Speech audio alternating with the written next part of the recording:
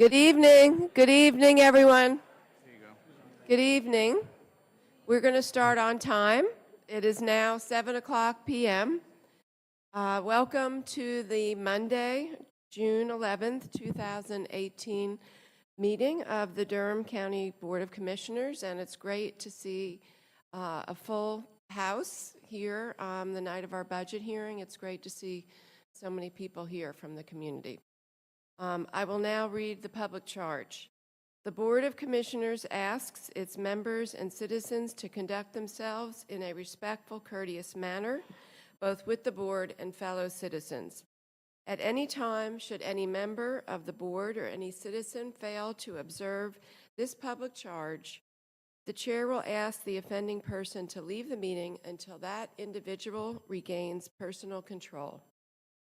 Should decorum fail to be restored, the Chair will recess the meeting until such time that a genuine commitment to the public charge is observed.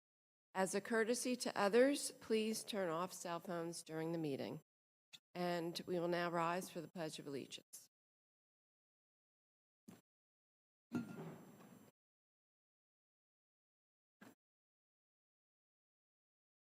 Flag, United States of America. The Republic stands one nation, God, indivisible, liberty and justice for all.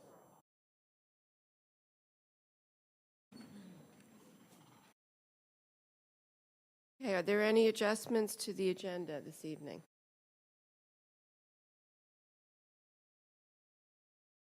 Seeing there are no adjustments, I will move on to the announcements. This is a reminder of the fiscal year 2018-19 budget process dates. On June 25th, the fiscal year 2018-19 budget will be approved. And I also want to let people know that we do have a budget portal that is available on the Durham County website where people can also make comments through the budget portal. Durham's Partnership for Children will be holding a community event to enroll children birth to age 5 in Dolly Parton's Imagination Library, DPIL, a free gifting program that DPFC, which is the Durham Partnership for Children, is leading the charge to bring to our area. This event will be held on Saturday, June 16th, from 9 a.m. to 1 p.m. at the Scrap Exchange on 2050 Chapel Hill Road in Durham, and there will be fun activities for families and community resources. And from what I understand, this program is about giving free books to children, and the books are a gift. I don't know if any of the other commissioners know the details. Yes, Commissioner Reckow. So this is actually a really wonderful program. I encourage all families to sign up. There are no income criteria. What happens is once they know the child's age-appropriate books are sent periodically throughout the year, and you really build up a nice library. So spread the word. It's a very good thing, and it's for young children. I believe the books stop when the child hits 5 or 6. Right. So this is an awesome opportunity for free books for children and families.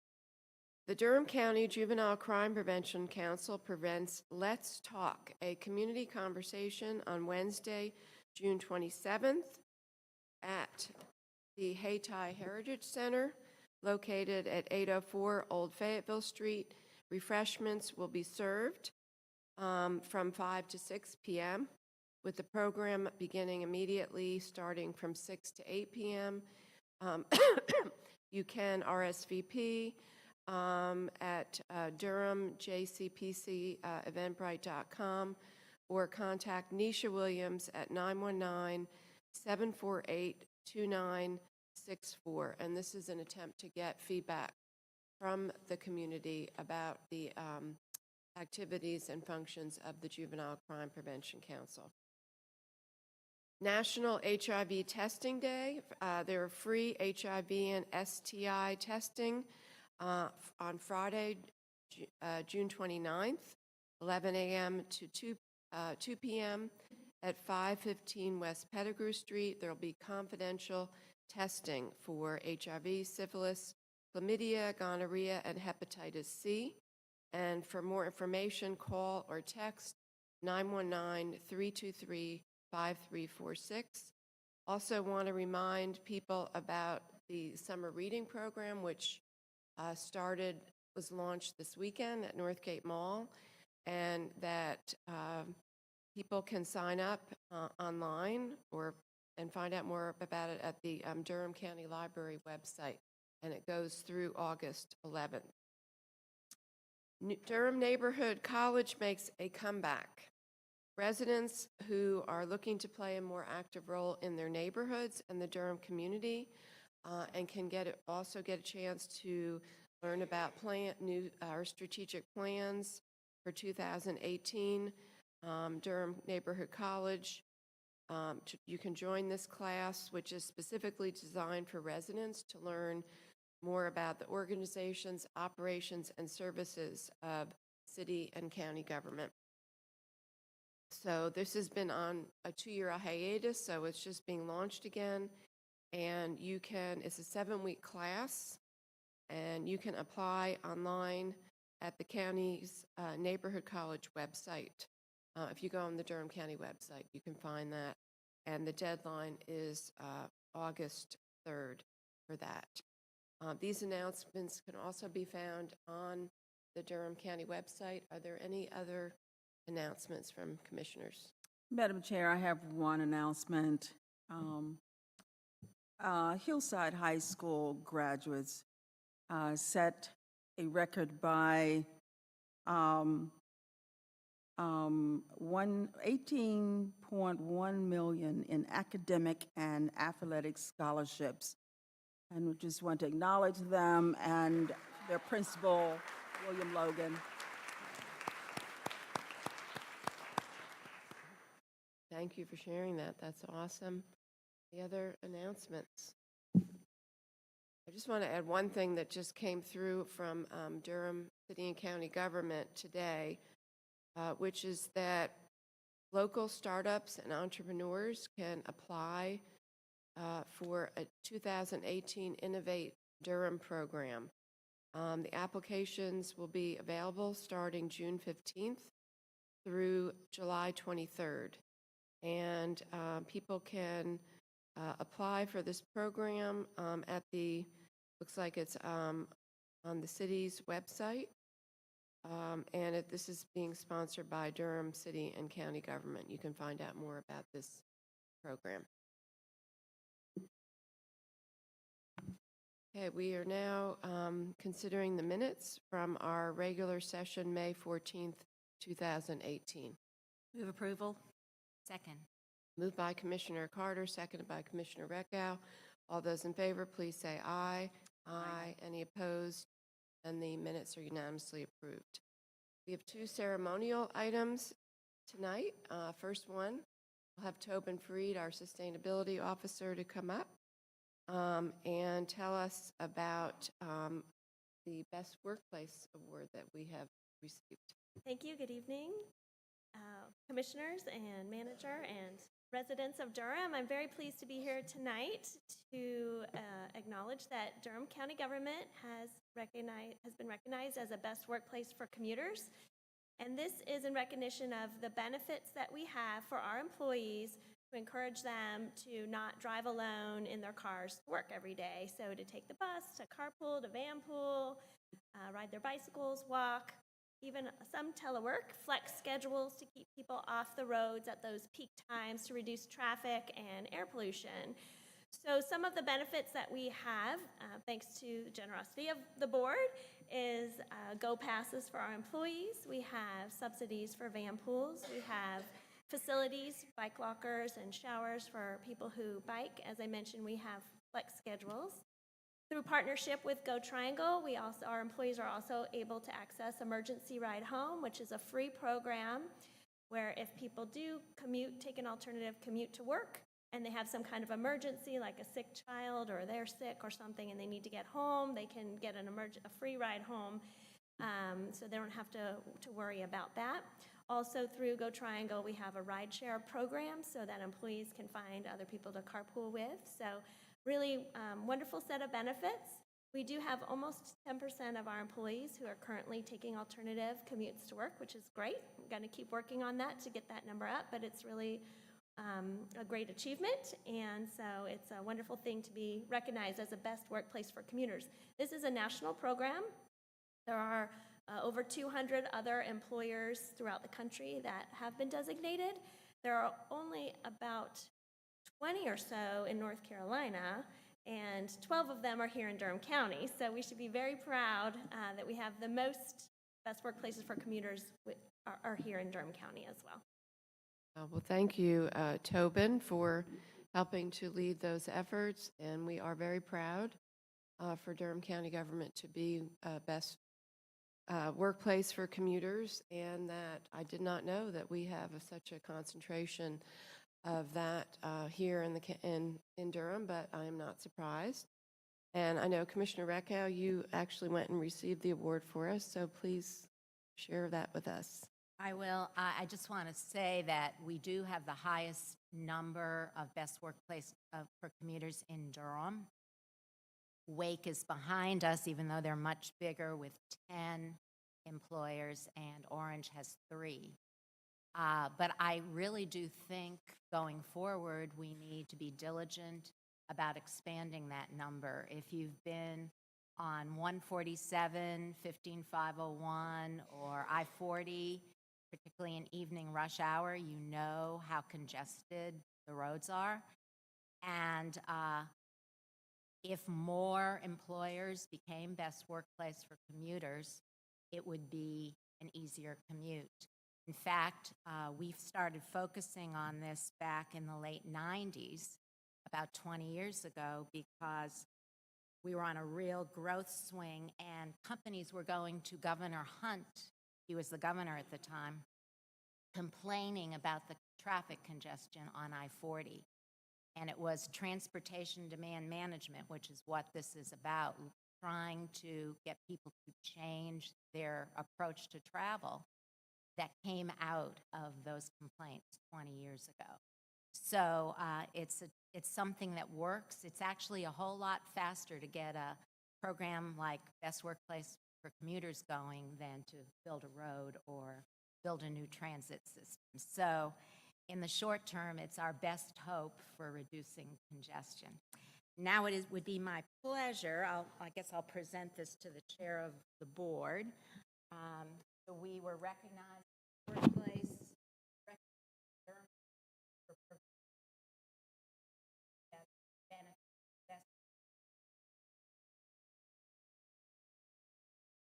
We have a decal that we can put on our.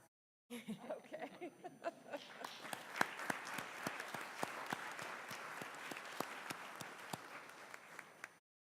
Thank you.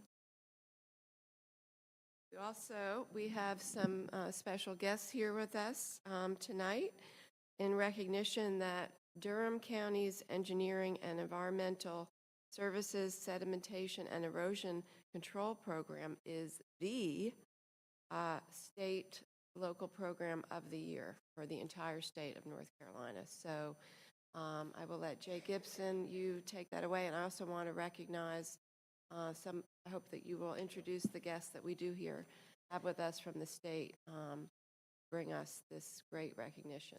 Thank you. Chair Jacobs, Commissioners, we appreciate this opportunity and we thank you for calendaring this tonight. Our team has labored for several years now. We've had a locally delegated program for approximately 15 years. This is the first time Durham County has won this program. I think most of you are fairly familiar with the program and have been very good supporters, and for that we're thankful of your resourcing of it so that these folks can do the incredible work they do. Sedimentation represents probably 50% or better of the stream impairment in the state, so this work is vitally important to protect our natural resources. To that end, I want to recognize our staff who are here tonight. Ryan Eves, please stand as we call. Ryan Eves, our division manager.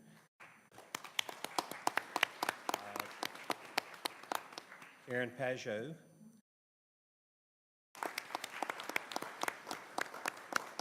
Mackenzie Gentry. Rob Stewart.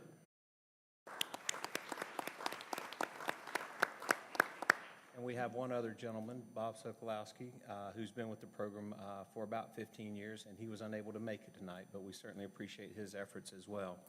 With that, I'd like to call on Ms. Julie Coca, who is the State Sedimentation Specialist from Division of Environmental Quality in Demler that specializes in this area and is our liaison to the State Sedimentation Control Commission to give a few comments.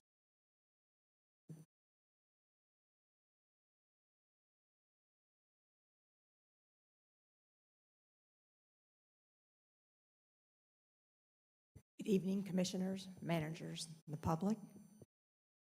My name is Julie Coco. I'm the State Sedimentation Program Engineer for the North Carolina Department of Environmental Quality. And I just wanted to briefly give you a little background about our program and as well as why we chose Durham County to be the award winner.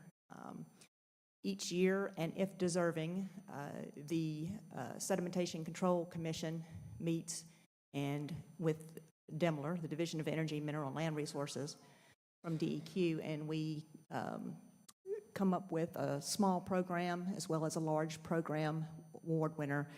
The state can't handle everything, so we rely upon our municipalities and county governments to help us with sedimentation control on our sites.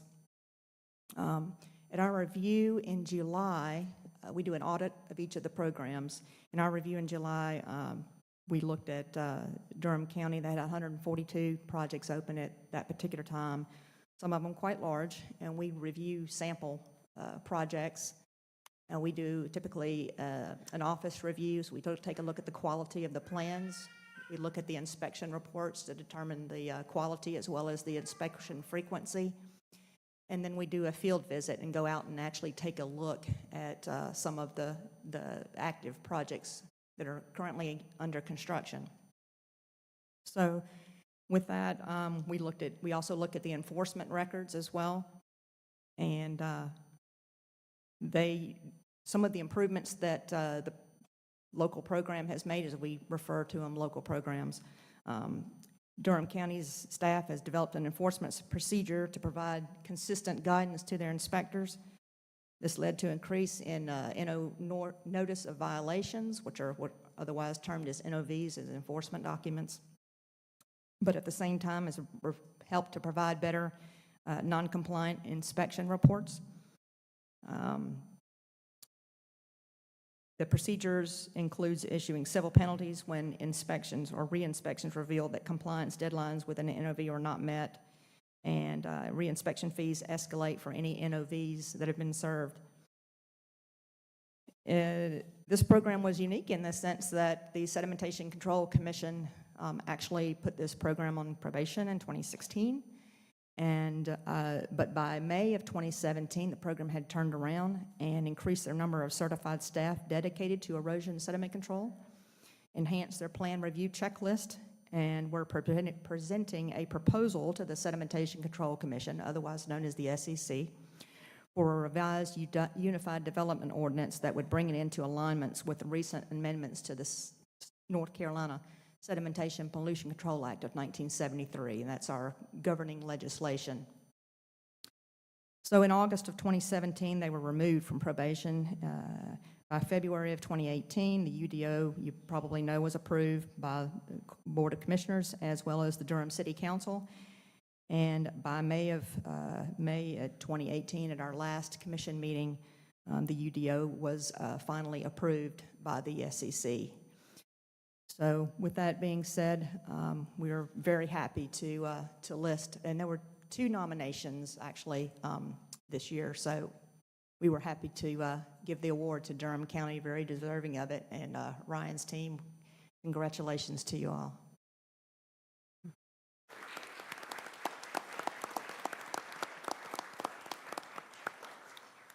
Well, thank you so much, Julie, for being here to present this recognition to us. We are really proud of the sedimentation erosion control program, and to all of our staff, thank you so much. This is the kind of thing that people don't even know about, that the work that goes unnoticed, but which benefits all of us in terms of protecting our water quality and our drinking water. So thank you again so much, and I hope that you'll please just come up and we can all recognize you.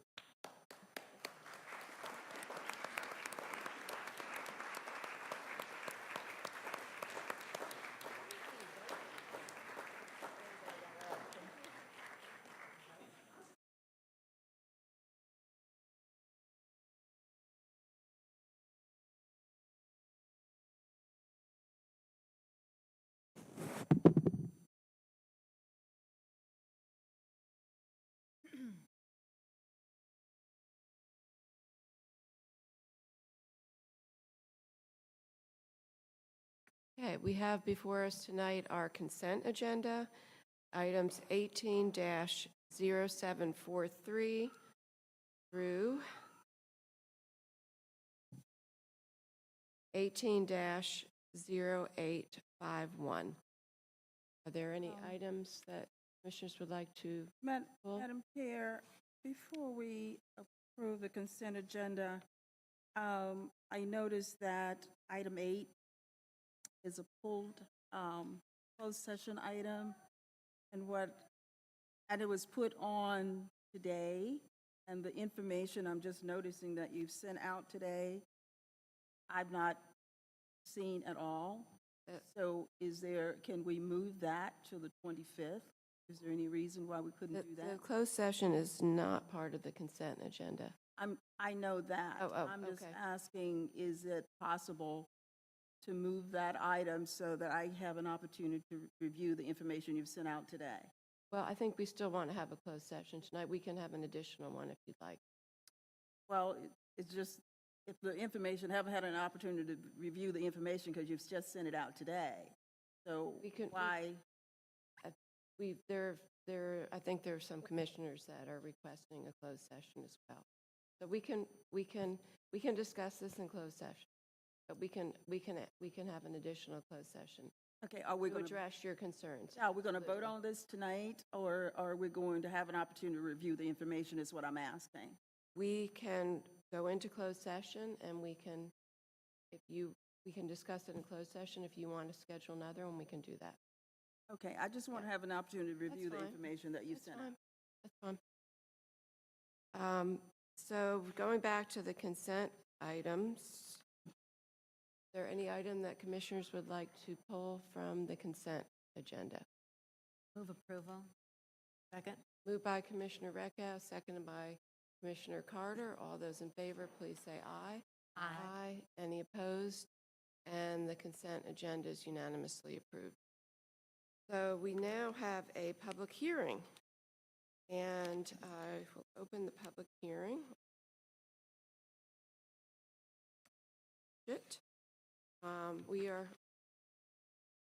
We'll now have a public hearing on the fiscal year 2018-19 County Manager's recommended budget. I am going to open the public hearing. We have a lot of people signed up to speak. We normally do 3 minutes a person, but because we have so many people, we have children sitting here as well, we are going to need to change that to 2 minutes person. So when I call your name, I'm going to call 3 people's name at a time so that people can kind of get ready over here, and then you can speak at this podium here. And if you would just first state your name and address, and then you'll have 2 minutes to speak. So first we have Ian Mance, and then Whitley Carpenter and Cornell Jordan.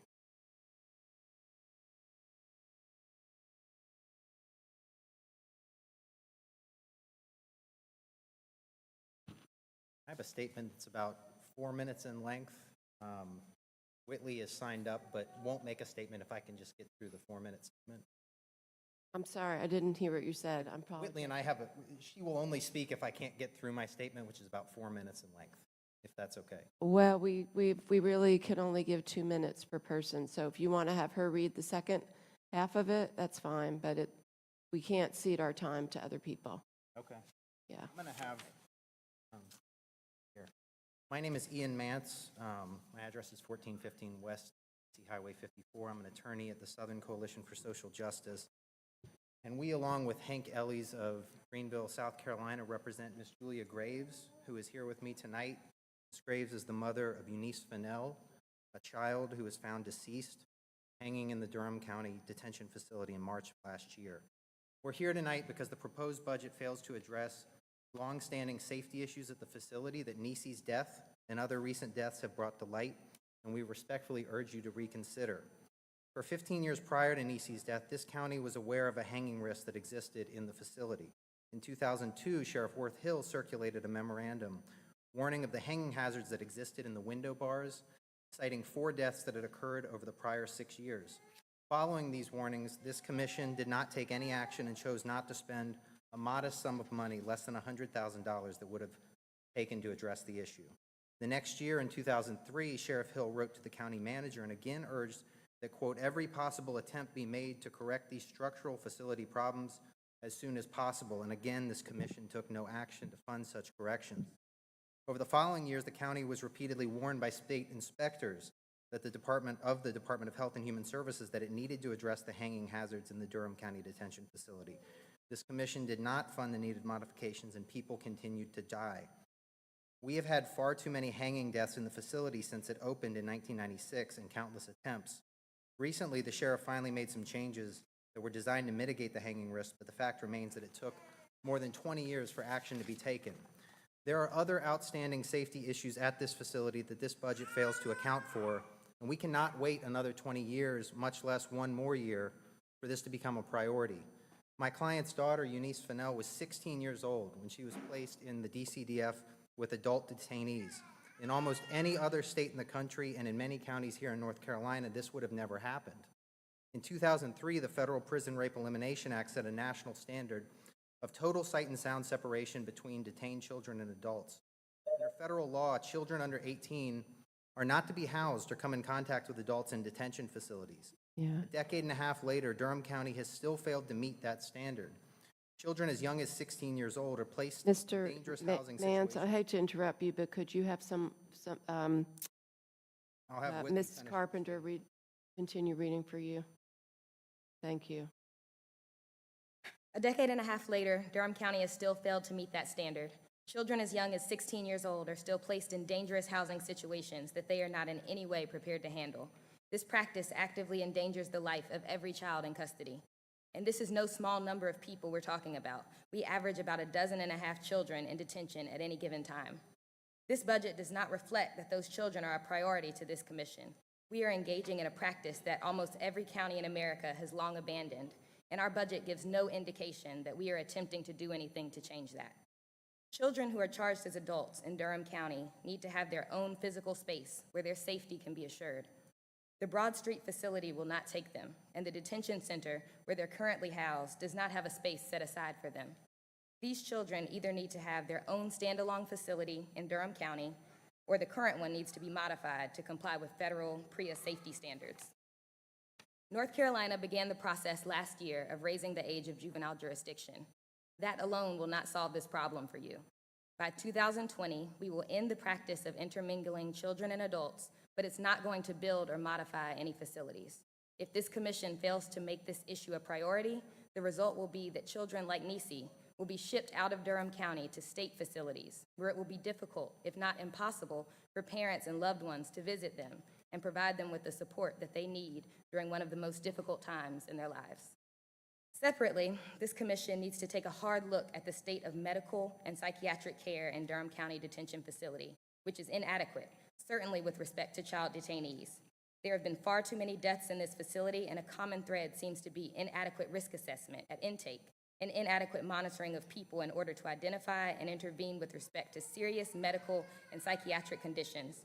My client did not learn until after her child had passed away in March that she had been placed on suicide watch the previous November. No one from the jail notified her or involved her in devising an appropriate response. This sort of thing does not happen in a facility that is properly attuned and sensitive to the complex mental and medical needs with which many people in the facility are struggling. If this commission is serious about getting a handle on the problems at the jail, it should revisit this proposed budget and commit to allocating the resources necessary to addressing these problems. Thank you. Okay, thank you.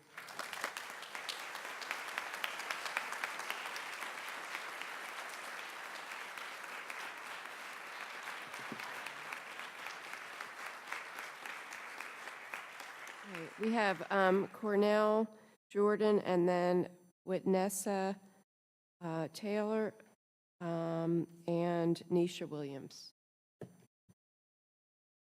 Good evening. My name is Cornell Jordan. I live at 1106 Georgia Avenue. I'm a teacher. I work at Neal Middle School. This is my second year. I taught 8th grade and 6th grade. I would just like to preface my comments by saying they really come from a place of genuine concern and not a place of unfounded criticism. I'm here, regrettably, just to advocate for just common sense policy. Children are not adults. They never have been, they never will be. Durham County failed Nisi and her family because of apathy at best or negligence at worst. I shouldn't have to say that children, no matter what they look like, what they've done, what they've been accused of, are still children and deserve to be treated separately, deserve to be treated differently, to be treated with respect, with compassion, and with appropriate and adequate facilities that match their level of development. That should not be something I have to say, but I'm here saying it today. To the Board of Commissioners, I just ask that you would look inside of yourself from a place of empathy for if one of your children or grandchildren or cousins, family members was in this situation, you would be up here. So please, please, please, I implore you to make the appropriate changes so these type of things do not happen ever again. We're progressive. Let's be progressive. Thank you very much. Thank you.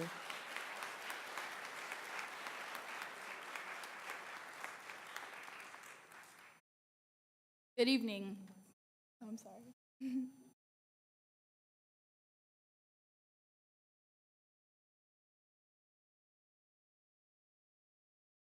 Good evening. My name is Whitnessa Taylor. My address is 804 Park Ridge Road. I'm a member of the Durham Youth Commission and part of the Youth Justice Project Steering Committee. So it's a pleasure to see County Commissioner Chairman Wendy Jacobs and a few others who have talked to me through the Youth Commission. And I want to extend my gratitude to the entire board for hearing me speak today. Tomorrow, I graduate from Jordan High School, the same school that Nisi Fennell attended before she was arrested at the age of 16 years old and held in Durham County Detention Center among much older adults. It was here she committed suicide at the age of 17 years old, the same age I am now. There are federal standards that are meant to keep our kids safe. However, Durham County practices fall short of these standards with tragic consequences. As a kid myself, I cannot imagine how terrifying it is to be held in a detention facility without being able to see my family before I was even convicted of a crime. Young people of Durham County request that the county allocate whatever funds are necessary to make sure we rise above and beyond federal standards in terms of physical building policies and medical and mental health care. No child should have to be denied access to their parents. No child should be denied proper medical and mental health care. No child should have to attend a friend's funeral. Durham County failed to protect Nisi from harm while she's away waiting trial. We cannot wait another second as there may be more tragedies like Nisi on the horizon. I urge you to allocate whatever money is necessary to prevent the death of our children in Durham County detention centers. Thank you. Thank you. We have Nisha Williams, then Antonio Jones, and Felicia Aria. I'm sorry if I'm pronouncing this not correctly. Or Arriaga. Good evening, County Commissioners and citizens of Durham County. My name is Nisha Williams, and I reside at 102 Rose Garden Lane, Durham, North Carolina, 27707. I've resided in Durham County for the past 12 years, and I've been a defense attorney for the past 9 years. Throughout my time as a practicing attorney, I've represented a number of juveniles and adults who qualify for court-appointed attorneys. I have witnessed firsthand family struggles with finances and the inability to pay bail and court costs. It has come to my attention, as well as the attention of the FADE organization, that after reviewing a number of county contracts and budget documents, we've come to find out that there is an inmate welfare fund center that is used to pay for various items and functions that benefit people in Durham's jail. The problem, however, is that this fund is supported by fees incurred by incarcerated people and their families, which include fees that come from phone calls and commissions that come from the sale of commissary items. Although this fund is used for the general benefit of incarcerated people, it is counterintuitive that the revenue for this fund is compiled by fees paid by the communities who so often are without the means to pay bail. We are asking, although the county commissioners do not run the jail, you do have audit oversight capabilities over the Inmate Welfare Fund Center. And we would like for the county commissioners to, one, work with the Sheriff's Office to move Inmate Welfare Fund Center expenses to be funded by taxpayers instead of from incarcerated people. Two, we are asking that you request the Sheriff's Office to keep detainee fees as low as possible, given quality items provided, such as commissary items, and eliminate commissions that are returned to the Sheriff's Office, even if these commissions were used for the benefit of detainees. We would also ask Did you just finish the last one? We would also ask that you conduct a detailed audit of the Inmate Welfare Fund Center and related contracts over the past 5 years through the Audit Oversight Committee. This would include a detailed report to the commissioners and the public regarding the exact source of inmate welfare fund revenues, ergo phone calls, commissary, and details regarding these expenditures. Thank you. Thank you.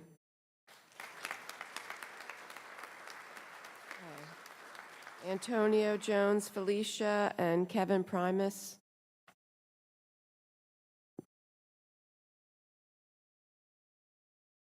Antonio Jones, 3002 Cardinal Lake Drive. Good evening, commissioners and community members. As you know, my name is Antonio Jones, and in the spirit of transparency, I am a former Durham Public School employee and a recent candidate for school board. But I think it's time for us to have a serious conversation about the plight of our schools and have discussion about accountability. Until we deal with those issues, our families will continue to leave traditional schools and go to private, charter, and home schools. We've seen the growth in Durham County in terms of enrollment numbers, in terms of people moving into the county. However, our school system, that number does not match. So we also know that the money follows the student, and that money doesn't grow on trees. I think we all can agree to that. And as I look around this room, there's only a few people in this room who actually manage the school budget besides myself. I see Paul back here. So in short, I support the $5 million request this year primarily because I believe in giving the new superintendent and his staff the tools that they need to be successful. To be fair, I also support alternatives to closing the $2 million gap. Considering that the funds that we gave Durham Public Schools last year was essentially went into a bank account and were not properly used as promised to get 70 new teachers, classroom supplies, or make our schools better. I think in terms of us having an open and honest conversation, we have to deal with that. We have to get past the smoke screens in education and the soft bigotry of low expectations in education if we want our families to return to education, traditional public school education in Durham. In closing, I do not support a property tax increase because I think that's going to exacerbate the affordable housing issue that we have here in Durham, and it's going to impact disproportionately low-income students who are our students of Durham Public Schools. But for the record, I do support the $5 million, but we need to look at alternative ways to get there as opposed to raising property taxes. All right, thank you. Thank you. Felicia, I'm sorry. No worries. Tell me the correct way to say your name.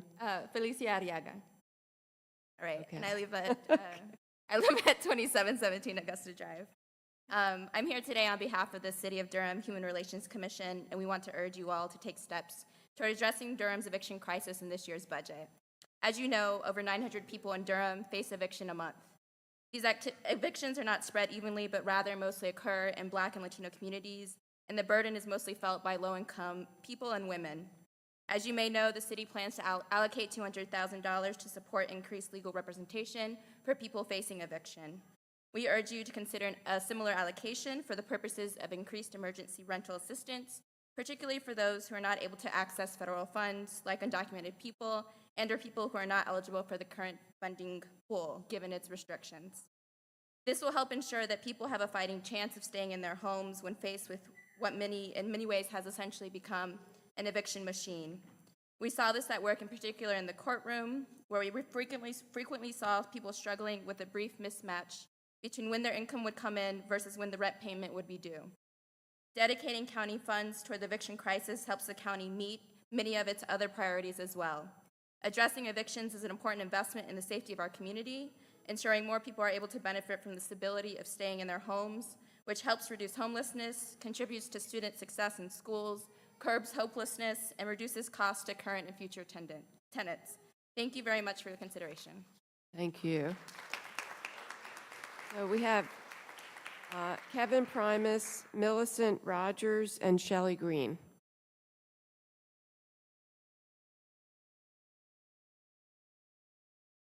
Hi, my name is Kevin Primus. I reside at 3703 Kilgo Drive in Durham. I'm here specifically to request that the county would consider funding 2 positions for community schools in the Durham Public Schools, separate from the budget. I want to provide reasons why this is in line specifically with our strategic plan for the county, and I want to suggest ways that we could balance the budget and make this request happen and make it sustainable. Strategic plan, of the 5 items, I just want to focus on 3. One, of course, community empowerment and enrichment.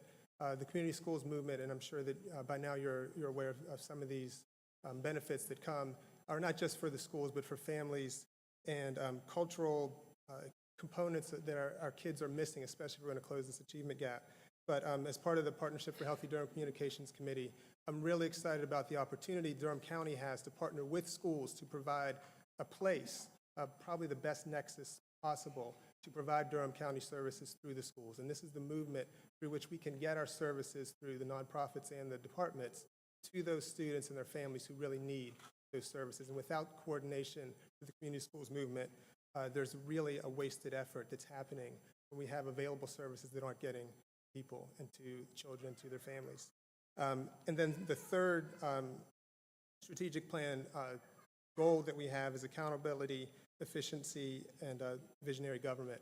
And I feel that through the coordination of the county public schools and the largest employer in our county, or one of the largest employers, Duke University, combining their efforts to make this sustainable, that this is something that can happen. And specifically, finally, I just want to say that where would this money come from?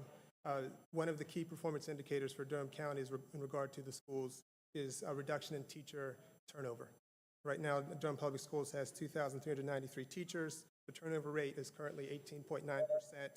If we can reduce this to 13.1% at $10,000, the cost for each one, that's $1.388 million, which would fund 18 of these positions. And this is the mechanism by which we can keep teachers here in Durham Public Schools. Thank you.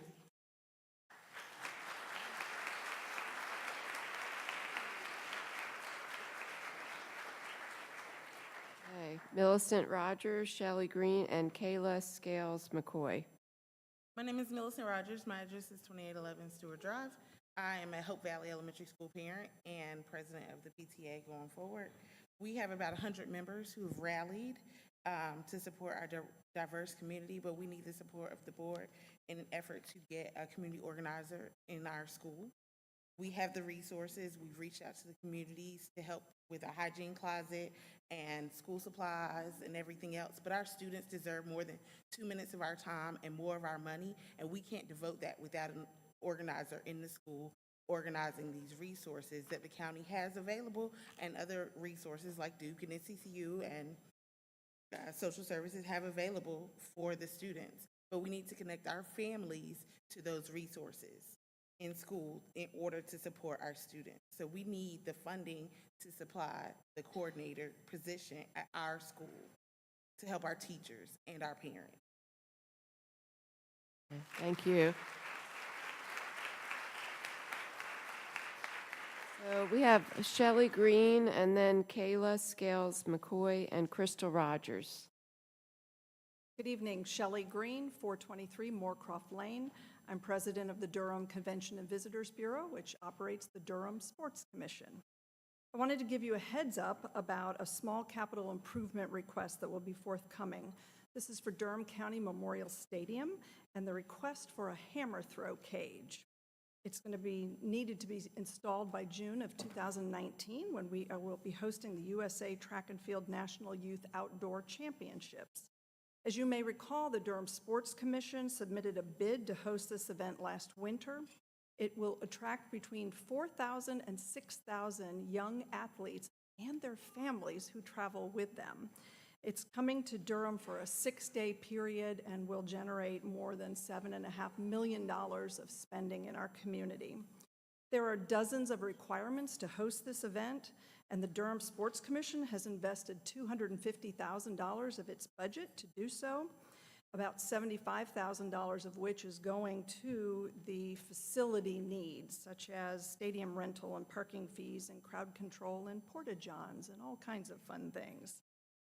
It's our understanding that the Stadium Authority and Durham County General Services are submitting a capital improvement request for various improvements needed for the stadium, but that the hammer throw cage was not included on that list. Without that, we do not meet the minimum requirements to host this tournament, so we're hoping that you can help rectify this. And on a positive note, assuming that we have this equipment and we host a very successful event in June of 2019, we're going to be able to go after and bid on a lot more events, including AAU events, North Carolina track and field events, and various collegiate and regional events. So we'll make good use of that equipment. Thank you for your consideration. Thank you. Kayla Scales McCoy.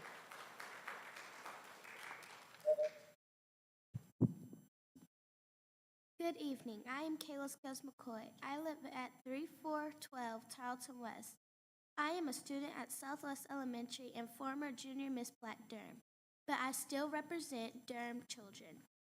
I came here tonight to talk to you about funding Southwest to become a community school.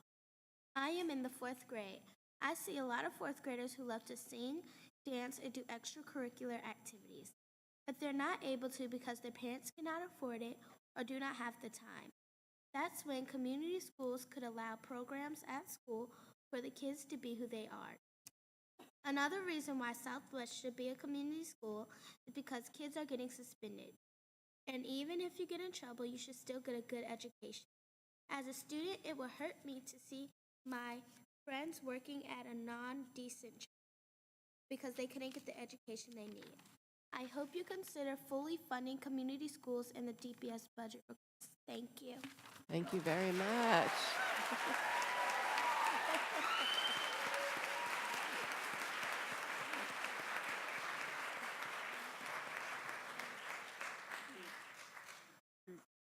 Okay, Crystal Rogers, and then we have Katie Kizzy and Nicholas Graber Grace.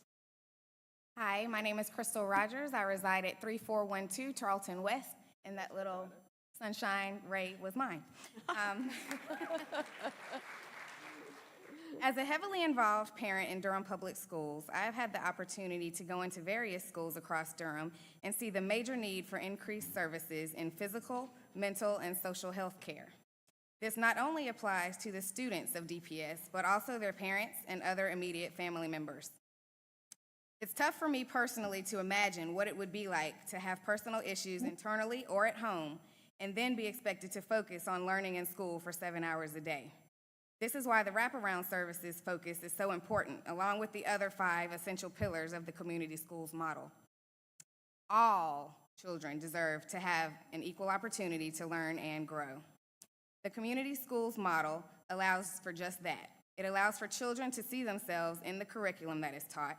It provides opportunities for students to participate in activities that they would normally not be exposed to. And it ensures children and their families have appropriate health care and promises that all key stakeholders in student education have a voice in decisions being made within their school. Serving as the PTA president at Southwest Elementary and a leader in parent engagement across the district, I'm excited to see this model roll out. Having a voice in what happens at my daughter's school is of the utmost importance. This community schools model will bridge relationships between schools and families. It will create a welcoming environment that will open more opportunities for diverse parent leadership. Have I mentioned that it's much cheaper than resourcing all of the nurses, social workers, counselor deficits that we have in our school at the current moment? We all know that the state continues to cut funding for education, and I am very appreciative that Durham has a school board that values students' education and well-being. Will you, as the Board of Commissioners, also put education at the forefront? I implore that you fully fund the DPS budget request and also include the additional funding asked for community schools coordinators. The students are our future leaders. They are our future lawyers, doctors, social workers, nurses, actors, astronauts, and scientists.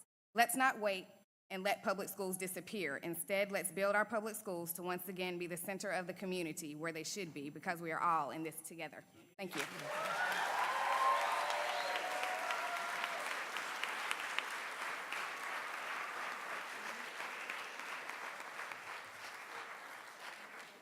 So we have Katie Kizzy, Nicholas Graber Grace, and then Megan McCurley.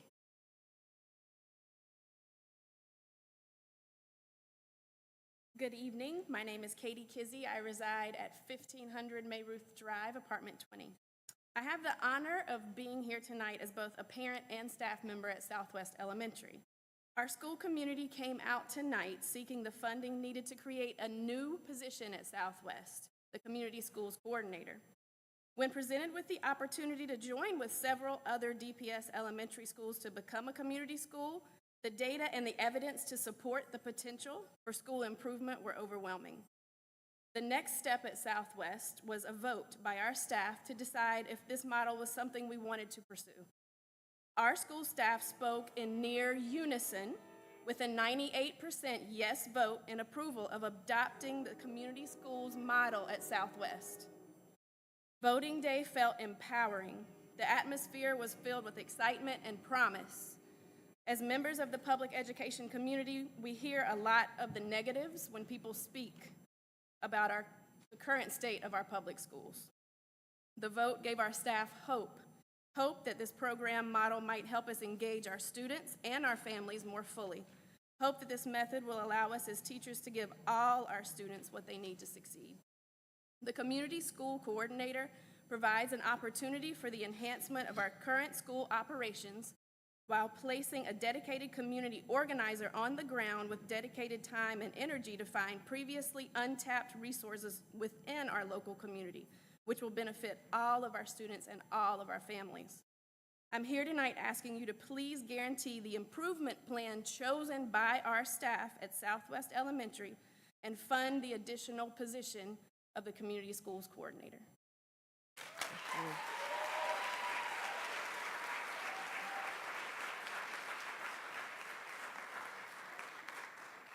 We have Megan McCurley next after Nicholas, and then Brian Prophet. Good evening. My name is Nicholas Graber Grace. I'm a public school educator and parent, and I'm the executive director of the Community Alliance for Public Education. CAPE is founded on the belief that if we have parents working over here and educators over here, we will ultimately fail to meet the needs of our students. Whereas if we bring people together and we allow educators and parents to work and strategize together, which is what the community school model does, we end up with the passion and the energy that you see in this room tonight, and we will succeed by each of our kids. CAPE is a founding member of the Bull City Community Schools Initiative. A community school is a traditional public school that embraces the whole child. Community schools use a collaborative approach both to deploy the assets of each school community and to better meet the needs of each student and family. Each community school is anchored by a community school coordinator who works with the staff and parents to develop an asset needs assessment and build a strategic plan based on that. The community school coordinator then works with the principal to create a school culture that upholds the best values and practices of what a community school model should look like. We have worked for more than a year to engage with key stakeholders in Durham County. You see the results here tonight. And we have also worked for many, many months to engage public officials with DPS, here with the county, and with the city.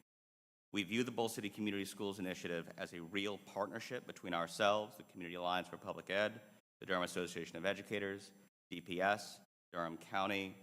We are also in ongoing discussions with Duke, the City of Durham, and the Emerging Public Schools Foundation, among many others.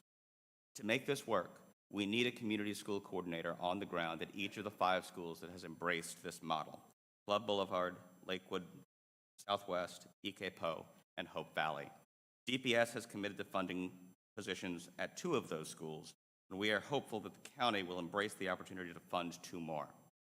The Community Alliance for Public Education is a 501c3 organization as a member of the Southern Vision Alliance and would administer the funds that the county provides. I've submitted an official request to each commissioner, and I do have additional copies of that along with the proposed budget for the full project. If you would like additional copies this evening, I could provide them. Thank you. Thank you.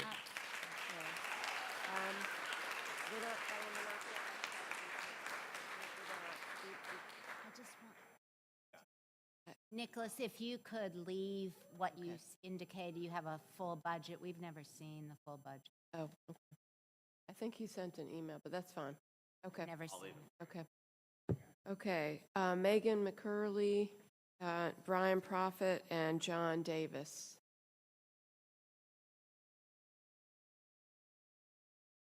Hello, my name is Megan McCurley. I reside at 312 East Maynard Avenue in Durham. I am a Durham resident, parent of a 3-year-old and a 10-month-old, committed to sending my kids to Durham Public Schools. I'm also a member of the Durham Mayor's Council for Women, and I'm a program coordinator for the America Reads, America Counts program at Duke University. America Reads and Counts is a federally funded, evidence-supported program that's celebrating its 20th year in existence. It exists all over the country. It allows us to place well-paid undergraduate and graduate tutors in local K-12, K-8 schools and after-school programs. The only thing it requires of our schools is that they have a person in place to help to support that coordination and to make sure those tutors are well-placed and well-supported within the school while they are helping our kids learn. We see all the time schools who are not able to take full advantage of this resource that we have for them because they simply just don't have the staff person who has the time and the energy to spend on one more thing. So I'm here today to request that the commission please provide the funding for 2 community school coordinators. We currently support 2 of the schools that are have voted to become community schools, and we see those coordinators as something that would create an opportunity for us to provide even greater, more effective support for students in our schools without costing anybody any additional money. Thank you. Thank you.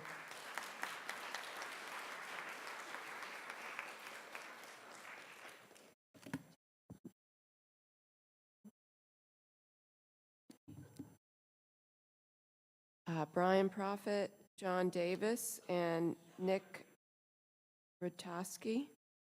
You got it right. Okay. Good evening, Brian Prophet, 309 West Delafield here in Durham. And I'm here tonight to speak to 2 different things with respect to the schools. First, I want to speak to the increased budget request and the gap of $1.9 million between DPS's budget request and the proposed budget of the manager.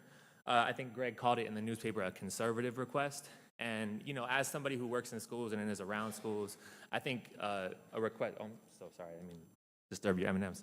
A request of $2 million, right, with the challenges that we're dealing with every single day, we could have asked for 20 million more and it still would be a conservative request. And I think if you want to know more about what that work looks like, you could ask the folks in this room here, and they would tell you that a $2 million request over the top of what the county manager is recommending is definitely conservative and worth considering. The second thing I'll say about that is that in years past, when we've come to ask for increased funding for the schools, you all have implored us to go to Raleigh and to make that argument with the folks in the General Assembly.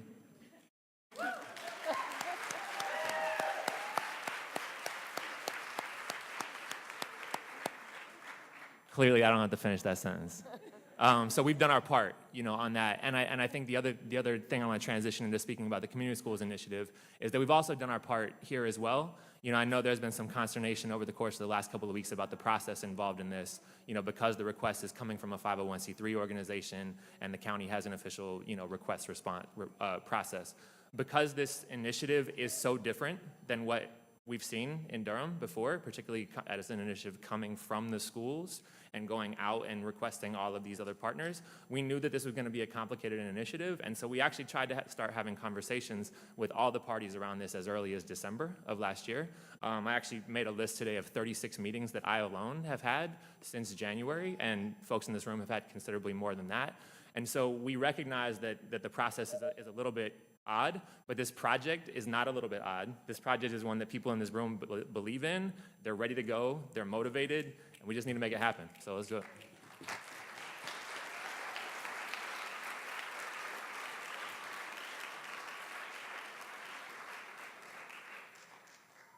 So John Davis, Nick Rutowski, and Meg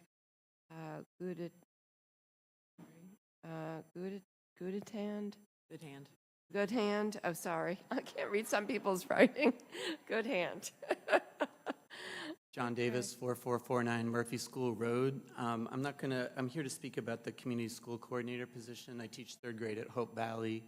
I just want to share a couple of anecdotal success stories from my classroom over the past 5 years that I think are examples of kind of things community schools could promote more of in our schools.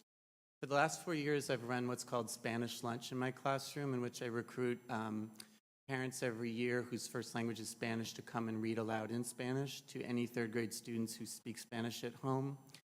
And not only has it been effective in changing their image of who is an empowered stakeholder at the school, who has knowledge at the school, who is a teacher at the school, by having parents fill that role, it's been an essential kind of assessment tool for me, because this year in particular, I had an experience where a student presented a radically different personality as a reader and as a responder to a book being read to her in Spanish than I had been able to see in English.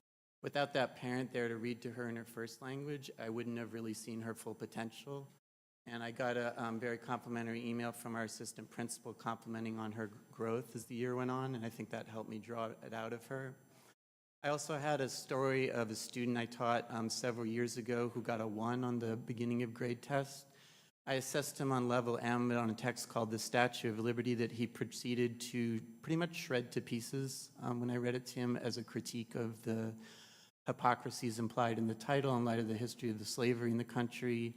And he asked, when we came to a page on presidents, why is everyone here white and where is Malcolm X?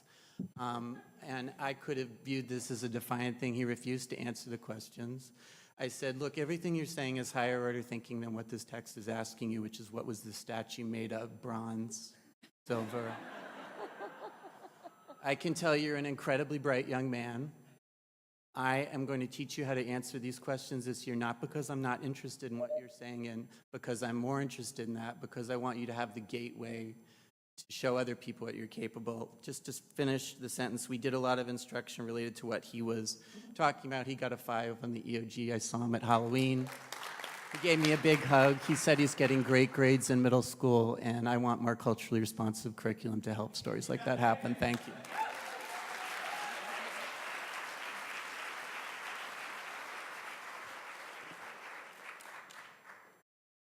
Good evening. Nick Rutowski from 2320 Cook Road, that's Southwest address. I'm the proud principal at Southwest, and I can't say enough about how proud I am of my support here at Southwest, but my student, Kayla, that was awesome. Good job. It's exciting to me to see in the last 4 years we've been able to lose our low performing status, and we're on our way to becoming a B-level school, hopefully in 2 years. By the end of next year is our goal. And that's without the support of a community schools coordinator. We're doing it on our own in silos. We have a food pantry that we got a grant for. We have a clothing pantry. We've reduced our teacher turnover rate to 10%. And we've done a lot of these things by ourselves. So it's really exciting to me as a principal to think about having a community schools coordinator who has all day, 24/7, to think about how do we take our school to the next level. Because right now it's me thinking about it, it's my assistant principal, my social worker, whoever can do these other jobs. So I would ask the commissioners to please consider funding the 2 positions, because they're going to make a tremendous impact in my school, but also in Durham Public Schools. So thank you for your consideration. Thank you.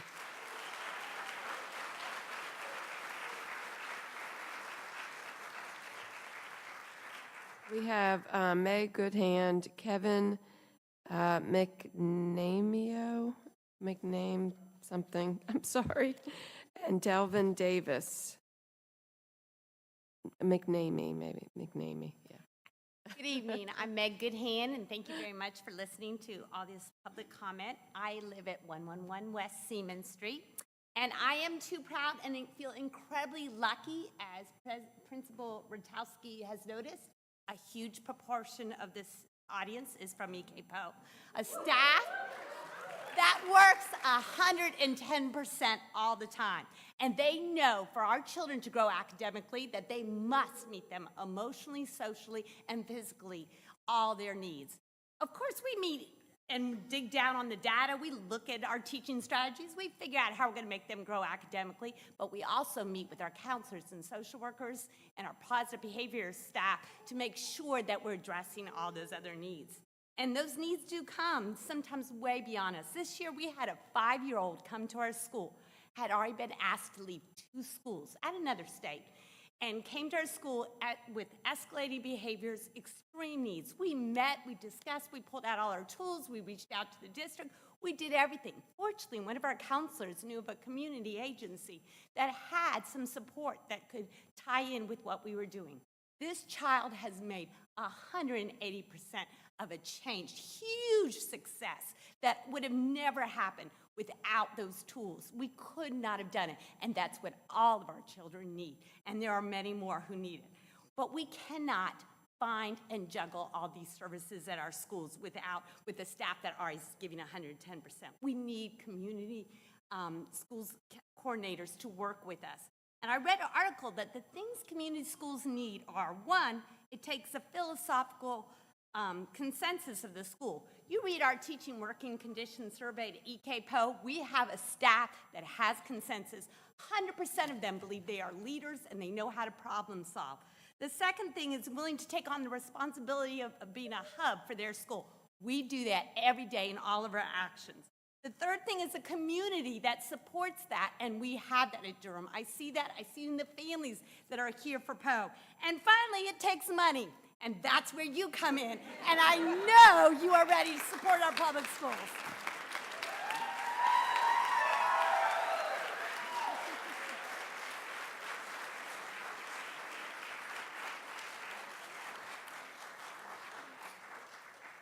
Kevin, then Delvin Davis, and Keisha Millette.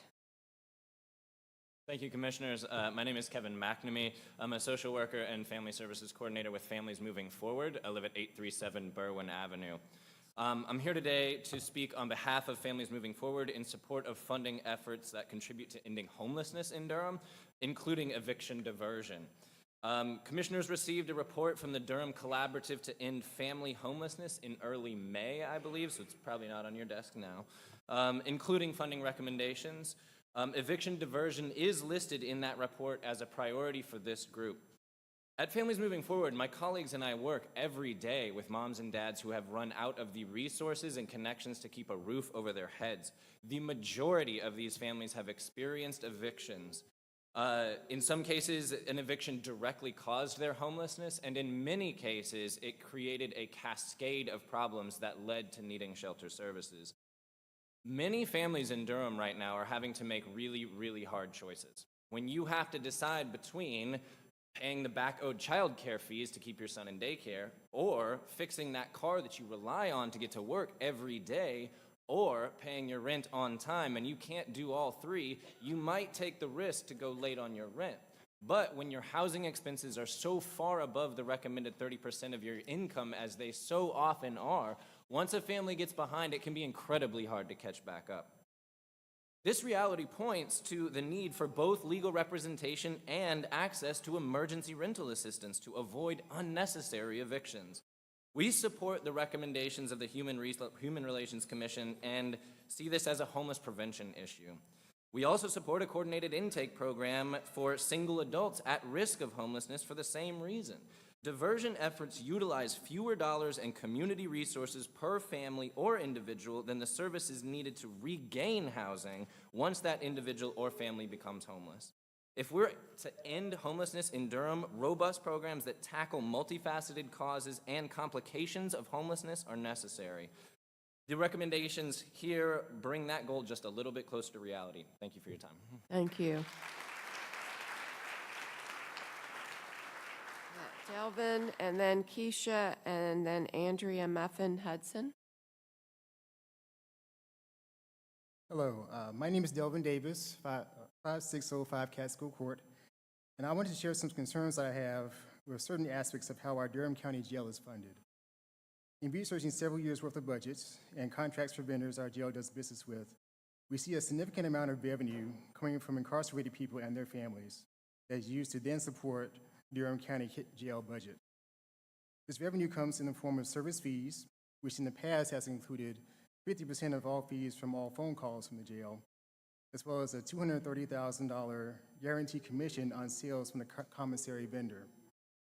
As it was explained to me, fee revenue from people in jail is used to pay for items and services that is used to support incarcerated people, namely through an inmate welfare fund, which has averaged a budget of over $200,000 a year since fiscal year 2010-2011.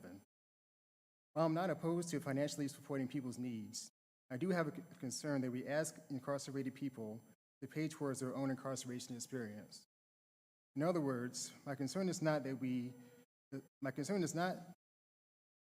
what this money is going to, but rather where this money is coming from.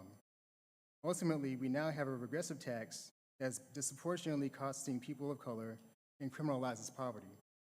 For example, in 2015, 37% of people sitting in Durham County Jail were awaiting trial on misdemeanor charges, but couldn't afford as much as $200 to hire a bail bond agent. At the same time, the average person in jail bought $982 worth of commissary items that same year. We're essentially asking people in poverty to pay money towards improving the jail conditions, but if not for their poverty, they could afford to not be locked up in the first place. In conclusion, I would encourage the county to consider how we can have a fee-free Durham County Jail that is in no way dependent on incarcerated people for its own funding. Thank you. Thank you.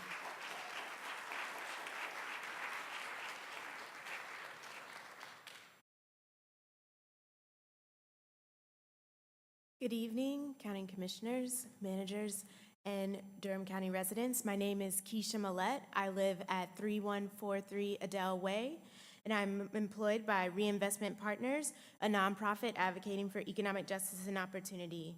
I'm here today to support what Delvin has said earlier, and as well Nisha Williams related to the jail fees. And I'd like to follow up with what he was saying with our ask for the commissioners. We asked three things. One, to request the Sheriff's Office to keep detainee fees as low as possible, giving quality of items provided, such as commissary snacks, and eliminate commissions that are returned to the Sheriff's Office, even if these commissions are used for the benefit of detainees. Two, work with the Sheriff's Office to move the Welfare Fund Center expenses to taxpayer funding rather than funding of those detained in Durham County Jail. Three, to conduct a detailed audit of the Welfare Fund Center and related contracts over the past 5 years through the Audit Oversight Committee. This would include a detailed report to the commissioners and the public regarding the exact source of center revenues, such as phone calls versus commissary and other funds, and the details regarding expenditures. This audit should be clear to include an analysis of every transfer of the 50% phone commission from the phone company to the sheriff or county or general fund, and every transfer of commissions from the commissary contractor to the sheriff or county, followed by an analysis of how each of these transfers of revenues was spent. The Durham County Strategic Plan includes as one of its goals, safe community. And in part of that goal, it mentions prevention and criminal justice services, as well as improving life outcomes for criminal justice involved individuals. By ensuring that we address these issues that I just referred to, we would make sure that we lead to improved outcomes for individuals who are justice involved, making sure that there is not an added cost burden to them, and making sure not to undermine the county efforts to promote quality of life for them. Thank you. Thank you. Thank you. Okay. After Andrea, or Andrea, am I saying that right? Andrea, Angela, Vic Lewis, and Phil Sieb. Good evening, everyone. My name is Andrea Hudson. I prefer people to call me Muffin, though. That's why I put Muffin on, because people can't seem to pronounce Andrea correctly all the time. But my address is 322 Junction Road. I wear several hats, but I'm an All of Us or None member. I'm a community activist, and I'm an abolitionist. And one of those things about being an activist, I'm going to be an advocate and activist for my community. And one of the things that is affecting my community is what's going on in the Durham County Jail. As being a resident of the Durham County Jail, and I do say residents because I did live there for quite a while, but it's 87% of the people in the Durham County Jail have not been convicted of a crime. So not only are you holding them ransom because they can't afford to pay for their ransom, which is their bail, you're charging them to be able to eat, to be able to clothe themselves. In the middle of December, with it being 10 degrees outside, it was colder than that inside the county jail. And when you ask for a plus-size woman to get a thermal shirt for me, it's $12. Now, if I was going to Rose's or Walmart, it wouldn't cost me $12 to get a thermal shirt. But it cost me that to get that off a commissary. For a 29-cent pack of noodles in the Durham County Jail is $1.80 for one. So the fact that you're getting money off the back of poor people, and I say that we're being used as nigger snacks, because what happens is we're being forced to pay for our own care. And why, if we can't pay to get out of jail, how can we possibly pay for our own care? We can't. So we put that extra burden on our family members who send us money. They put money on our books. And if they happen to come during business hours and give the money to the person's going to take $3 out of that money because they didn't go to the machine. Or if, vice versa. I can't remember quite which one it is right now because I haven't been there in so long. But the fact that that happens, I'm just going to request that y'all do what needs to be necessary to make sure that you don't profit off the back of poor people. Thank you.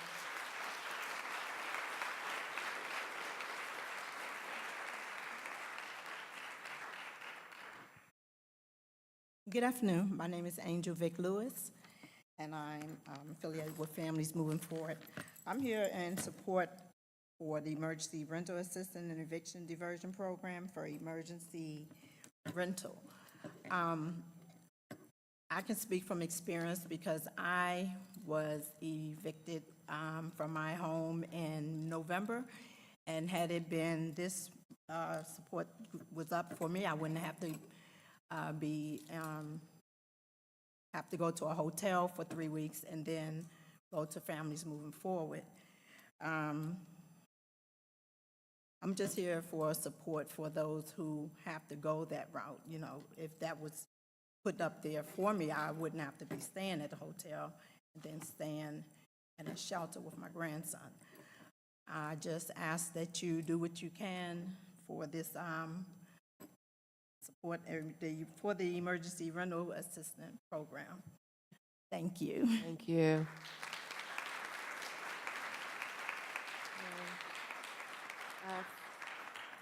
Phil, and then Rich Kells and Alec Greenwald.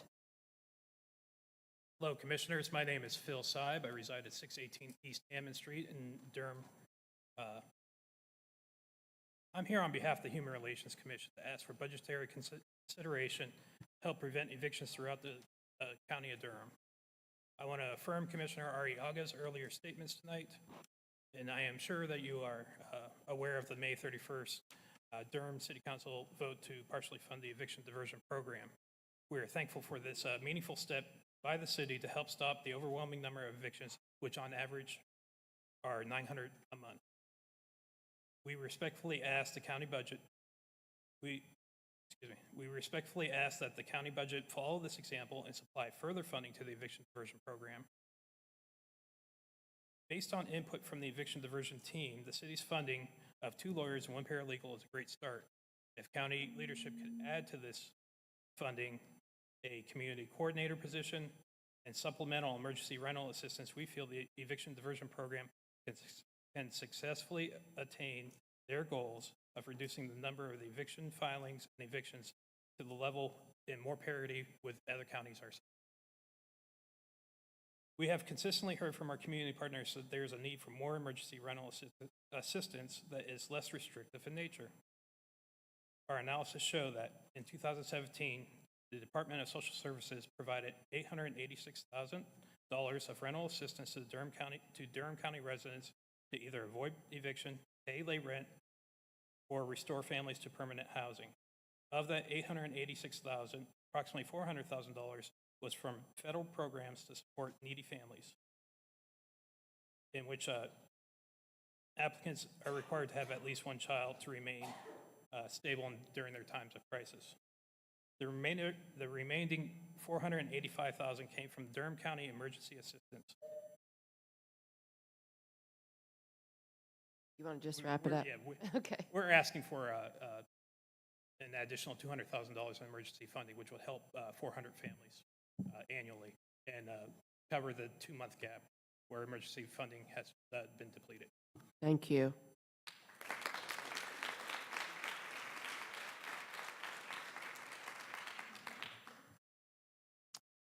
Good evening, commissioners and managers and fellow citizens. My name is Rich Kells. I live at 421 Carolina Circle, Durham, North Carolina.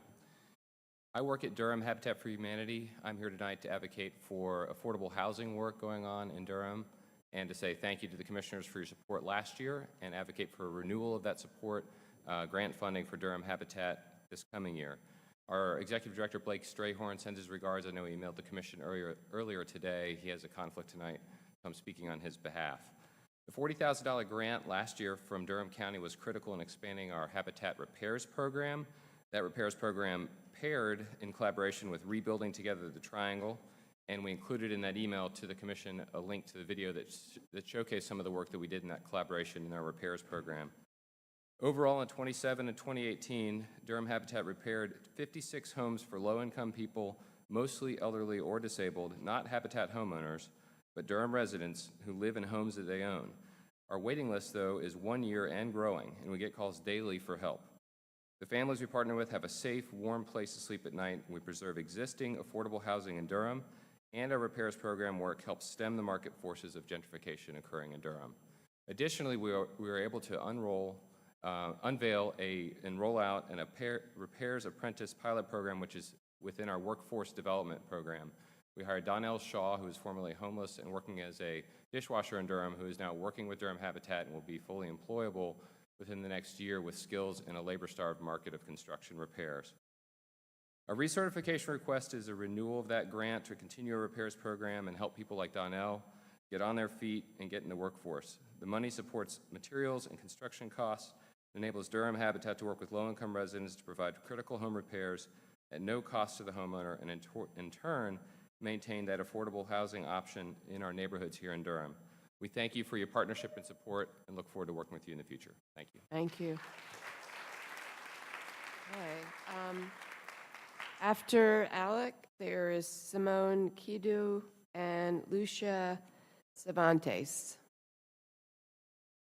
Good evening. My name is Alec Greenwald. I live at 1808 Pritchard Place, and I'm a former public school teacher of nearly a decade and a current parent of a 7th grader at Rogers Hur Middle School and a 3rd grader at Southwest Elementary School. Like many of the folks in this room, I'm still on cloud 9 following May 16th, where we led the largest teacher action in the history of this state. And I use the word we very intentionally. While Durham's constituency only made up a fraction of the 25,000 plus folks that convened on the General Assembly last month, make no mistake that the origins of that movement started here with many folks in this room. It started in the Bull City because we elect and develop visionary leadership that understands that the stakes are extremely high for many of our most vulnerable students and families, and that we are unwilling to stand by and watch. So what did we do? We organized. We organized so effectively because we told a compelling story. Our story evoked both factual histories and memories of how we remember public education to have been in our lives, and starry-eyed dreams of how we imagine our public schools to be supported and uplifted in the future of our kids' lives. The community school model is no different. Our story is both factual in that we know our communities and the assets that they contribute to our schools and our children on a daily basis, and dreamy in that we are very much imagining what transformation could take place if we were willing to commit and invest in this model by funding these coordinator positions. As a teacher, I was faced on a daily basis with the life and death situations that my students were facing as a result of poverty and racism, and the reality that I was going to only be able to offer so much support in my 90-minute period. What I have also learned in the schools that I have taught in and the schools where my children have attended, like Southwest, is that we have the resources to serve these students, but that we have to look beyond what structures have historically been in place. If we are able to implement the structures and systems necessary to organize those resources, we can serve our communities in holistic ways. As a parent of 2 kids who have attended Southwest, I get to hear the stories from the grassroots, the other kids. I get to hear the stories of how my daughter's friends in 3rd grade was being abused at home and as a result having disciplinary problems in the classroom because, duh, who can focus on division when you are concerned with your physical safety when you get home at the end of the day? And a bunch of other stories. Was that my time? That was my time.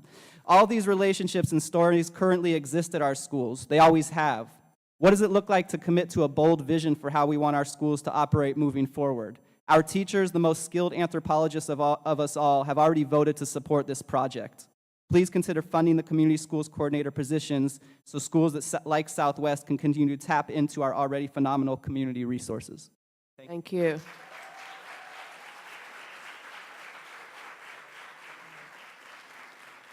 So Jasmine didn't get to sign up, and I think her voice should be heard. So can I concede my time to her, and I'm not going to speak. I'm sorry, so you want to give your somebody else to speak in front of you? You know, I just need, that's fine. We just, if you could just fill out the form real quick, and why don't we jump ahead to Lucia?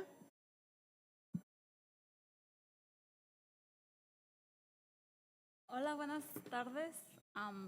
Quiero decirles que estoy súper nerviosa de estar aquí. Hi, good evening. I just want to tell you that I'm very, very nervous being here. Pero agradezco que como madre hispana me hayan dado la oportunidad de hablar ante ustedes. Gracias. But I am grateful that as a Hispanic mom, I've been given the opportunity to speak in front of you. Hola, buenas tardes a todos. ¿Cómo están? Hola, good evening. Hi, good evening, everyone. How are you? Cansados, a lo mejor igual que yo. Maybe tired like me. Mi nombre es Lucía Cervantes. Vivo en 402 Quartz Drive. My name is Lucia Cervantes. I live in 402 Quartz Drive.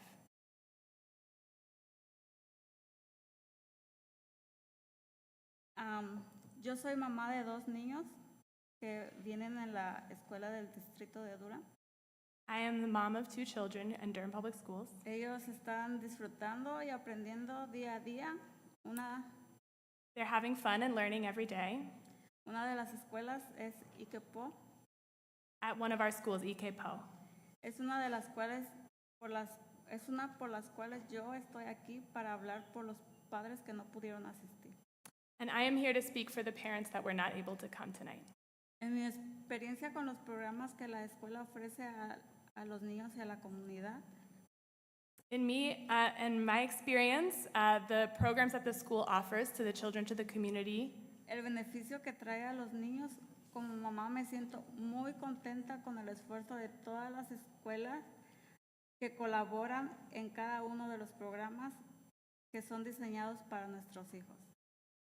And I'm very grateful as a mom for the benefits that those programs bring to all the children, and I'm very happy with the effort of everyone in the school to collaborate in all of these programs that are designed for our children.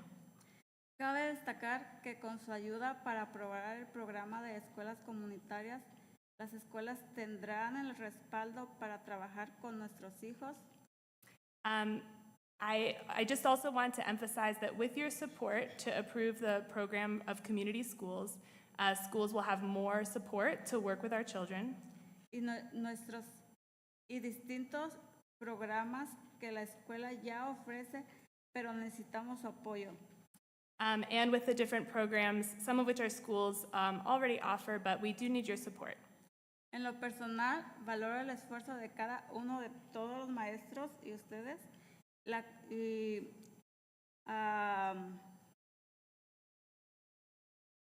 de todos los maestros y ustedes que trabajan para el beneficio de nuestros hijos. Gracias. Personally, I really value the effort of every one of the teachers here and all of each of you that work with our children. Thank you very much. And that's all. Gracias.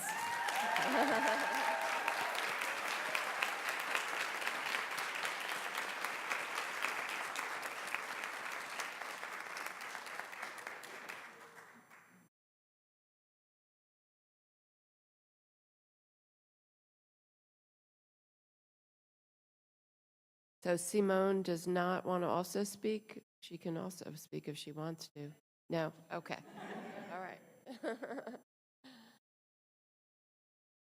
Okay, so Jasmine Bowles. Yes. Good evening. So my name is Jasmine Bowles. I am a parent of 3 daughters that attend 3 different Durham County public schools. I serve alongside Crystal. I'm here representing Southwest today. And I'm also a community member. I have had the chance, since community schools has been introduced, I've had the chance to actually be alongside all the teachers, staff, principal, vice principal, to see actually what it looks like in a day. The behavior issues, you know, needing to actually receive those wraparound services, things that our children are going through on a day-to-day basis, things my girls go through as a single mom of 3. And the community is ready. I think most of what I want to just share quickly is I serve also as a nonprofit that I started to be able to come in and read to students and give teachers a break to use the restroom or to do some grades or whatever else they need since they actually don't have as much support as they need. I serve in the car line. Whatever they need, I'm there. I also work for an organization called Southern Documentary Fund. And we're looking for opportunities to be able to, you know, bring things to the community, or not bring things to the community, bring things to schools, viewings, anything. So as a member that's involved in multiple things, there's no reason why community schools wouldn't work. It's proven in other states, as we all know that. But here in Durham, I think we're more than ready. When they came to me, I was like, oh, it's pretty much what you're already doing, but you'd have the support, and we'd be able to bring more community members in. So as a parent that's been through quite a bit here in my 5 years living here, for me, it just behooves you to be able to participate in that and to put funds towards it. Please and thank you. Thank you very much.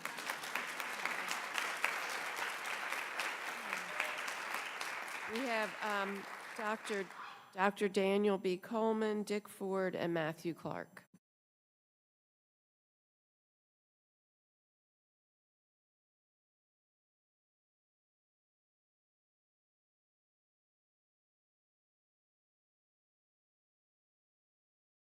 Good evening. My name is Daniel Coleman. I reside at 3611 University Drive here in Durham. And tonight, I'm here on behalf of Southerners on New Ground. We are a multiracial LGBT organization throughout the South, and we are member-led. I'm here alongside Delvin and Keisha and Muffin and Judy and a few of the people who have been here. So I want to just second the demands of revising the way that the budget is spent in the Durham County Jail. And on top of that, I wanted to give an anecdote that we found by visiting the Durham County Jail. A couple weeks ago, we bailed out 11 mothers, Black women, in time for Mother's Day. And we learned a lot in the process, as we did last year. So one of the things that we discovered on one of the visitations was that because one of the mothers could not afford the commissary for her acid reflux medication, she was a 50-year-old woman in a wheelchair. She was in a wheelchair because she was starving to death, because she wasn't able to keep down the food she needed for basic Pepto-Bismol antacid, right?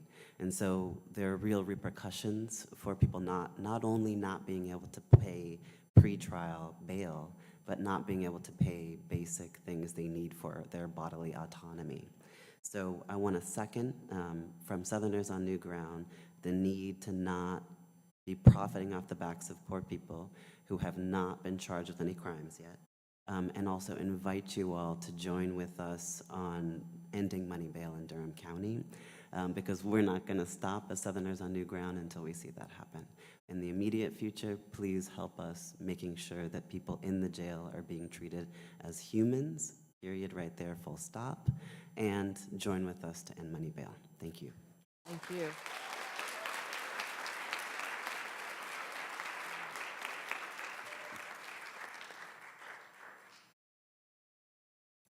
Commissioners, thank you for the opportunity to address you this evening. I'm Dick Ford from 6416 Falcon Ridge Road in Durham. I'm speaking to you tonight as chair of the Friends of Durham. We strongly support our public schools to provide opportunities for all. They are a key way to reduce poverty, along with public safety and economic development. We also support the work of the Board of Commissioners and the manager to be highly effective in the use of taxpayer funds. We know, as you do, and as been demonstrated tonight, that the county has many competing needs. We urge the commissioners to approve the generous budget which has been proposed by the manager. The Board of Education has thought up new programs and has made its budget's decision. By adopting the proposed budget, the commissioners will let the Board of Education return to their offices and continue the process which they own. By its own budget report, Durham Public Schools has produced poor results for students of color. DPS ranks poorly compared to other North Carolina school districts. It's in their own report. In fact, it is almost last for Hispanic students in the entire state. And for African American students, it is almost in the bottom third. That's appalling. And let's stop blaming our children. African American, Hispanic, and low-income students in general do better in other districts. So why do we get subpar results for all the money that we spent? Do the commissioners know the reason? Does the school board? Do my red friends here tonight know? Well, I sure don't. I do know we shouldn't be spending money until those asking for us show us better outcomes, not merely proposals and promises. Fully funding is an empty slogan when we have no idea what will be the outcomes we are funding. The budget focus needs to be on why all the money we spend produces so little and how to fix it. Until the Commission sees better results, the Friends of Durham ask that you adopt the generous proposed budget. To coin a phrase, results and outcomes matter. Thank you. Thank you. Matthew Clark, and then Jürgen Henn and Alexa Goff.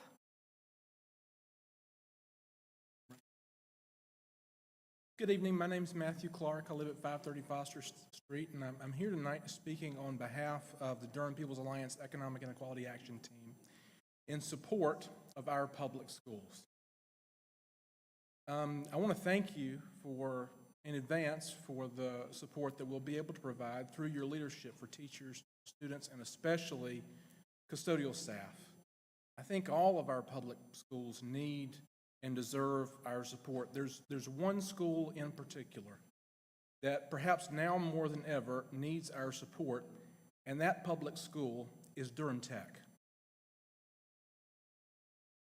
We believe that a robust workforce development system that runs through our community's college is an essential element in the fight against economic inequality here in Durham. And we need to support Durham Tech and hold ourselves accountable for the role that we play in supporting that school in its fight against economic inequality in Durham.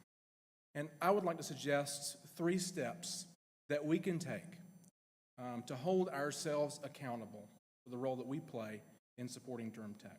1, transparently publish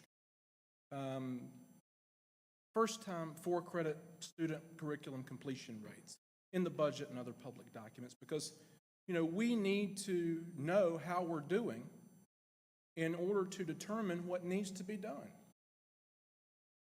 Secondly, let's continue to work across institutional and governmental barriers to identify goals that are grounded in measurable outcomes. And finally, let's fund those interventions that make the biggest impact. I know that these things are easier said than done, but I think we've got to do it because Durham deserves it. Thank you. Thank you.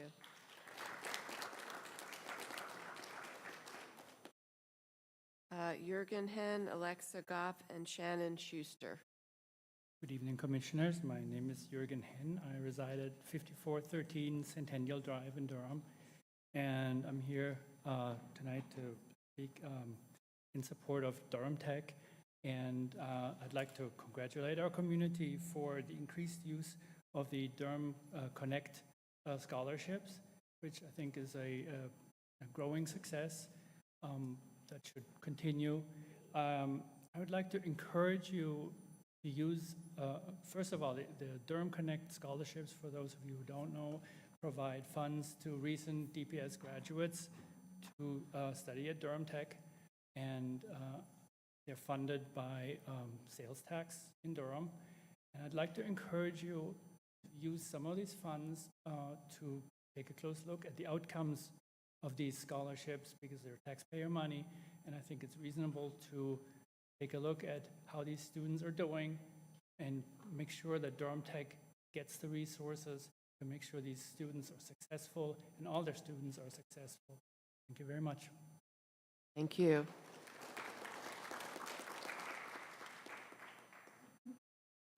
Hi, my name is Alexa Goff. I live at 1908 Ward Street.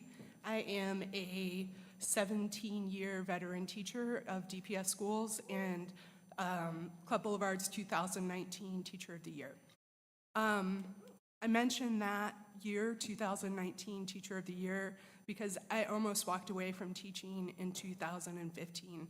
And the reason I felt this internal struggle, whether to stay or walk away, had nothing to do with teaching. It had to do with the fact that I had a student who was in full-blown mental health crisis, who at age 5 was suicidal, who inflicted self-harm inside my classroom, who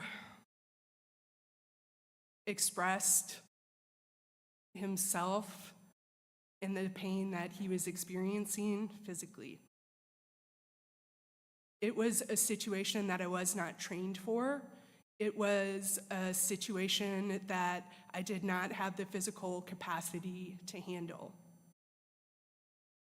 I felt ready to walk away from teaching because I felt like I did not have the support. Community schools do not just offer support in this situation where you have a student who is in full-blown mental health crisis. Community schools offers wraparound supports for students, for their families. It connects kids and families in need with the appropriate community resources. When I come to these county commission meetings, and I've been to quite a few, not all over the last few years, but I've been to a lot. One thing that I hear over and over at the beginning of these meetings is a celebration of all of the wonderful work that is happening by community agencies within Durham. Let's plug those in to Durham Public Schools. We can make this work. Community schools is here. We need to support it financially. And then next year, you can celebrate us at the beginning of one of these meetings. Okay, Shannon, and then we have Brian Fox and Sarah Pevler. And I just want to make sure people know that if anyone, we're going to be wrapping up soon. If anyone did want to speak, you can go over here and sign up with the clerk before we wrap up the public hearing. Just want to make sure we don't leave anyone out. You can sign up over here if you want to. Okay. Shannon? Good evening, County Commissioners and fellow Durham residents. Thank you, all of you, for taking the time to just listen to so many comments. I really appreciate your attention tonight. I am an EKPO parent of one graduate and one current EKPO student, and a past PTA president at EKPO. And I see many, many of teachers and staff from EKPO showing up tonight, as you always do. You always show up for our kids, and I so appreciate that. To our friend from the Friends of Durham, if he's still in the room, I'd like to say that there is so much more to all of our children than test scores. EK Poe, thank you. It doesn't begin to tell the story. EK Poe has been a model of addressing the needs of the whole child. My children attend school with classmates who have parents who are incarcerated, families are facing homelessness and chronic food insecurity. And as a school and a community, we've chosen to try to tackle these issues to the best of our ability. Our PTA has a dedicated fund toward helping families facing eviction. We've been a longtime member of food backpack programs. And I have seen these same children, with all of the challenges that I mentioned, absolutely blossom with the dedication of our teachers, with extracurricular activities, evening programming, and sometimes just quiet, calm hallway conversations. They are really there for these children. But I worry about the ability of our teachers in this time of larger class sizes, less assistance, which I know is not under your control, but for how long can we sustain this? I have to correct Dr. Goodhand. I don't think 110% comes even close to the amount of effort that we see from our teachers. However, we live in a community that is rich in resources, with many people and many organizations ready to engage. So what a shame for our children who come to school full of potential, full of hopes and dreams for their future, if we cannot plug them in. So the time is now. Poe is ready. I'm asking you to fully fund the community schools coordinators for all 5 schools. Please find a way. Thank you so much. Thank you. We have Brian, and then Sarah Pevler, and then E.L. Allison. Good evening, Commissioners, Mr. Manager, Mr. Attorney, Brian Fox, 909 Exum Street. I appreciate that the online budget comment portal is still open and that this is only one element of your many budget deliberations. But I do appreciate the opportunity to be here on behalf of the Greater Durham Chamber of Commerce, our Board of Directors, Education Committee, and members, in support of the shared vision that every child born in Durham will have an equitable opportunity for a bright future, and in recognition that investments in early childhood education result in successful life outcomes, we would like to thank the Durham County budget for supporting universal pre-K and your many educational efforts, and look forward to continuing to work together. Thank you. Thank you.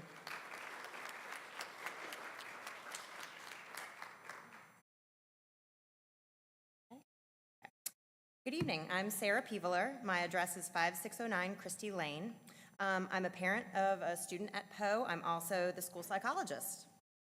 This is my first time attending one of these meetings, so you know that it's very important to me if I'm even standing up and speaking. And I'm here to request that the position for community school coordinator be funded for Poe. As has been said, our teachers and staff go above and beyond. If you have ever visited EK Poe, you can't walk through the halls without someone offering to help you. And it's something that's been modeled because our students do the exact same thing.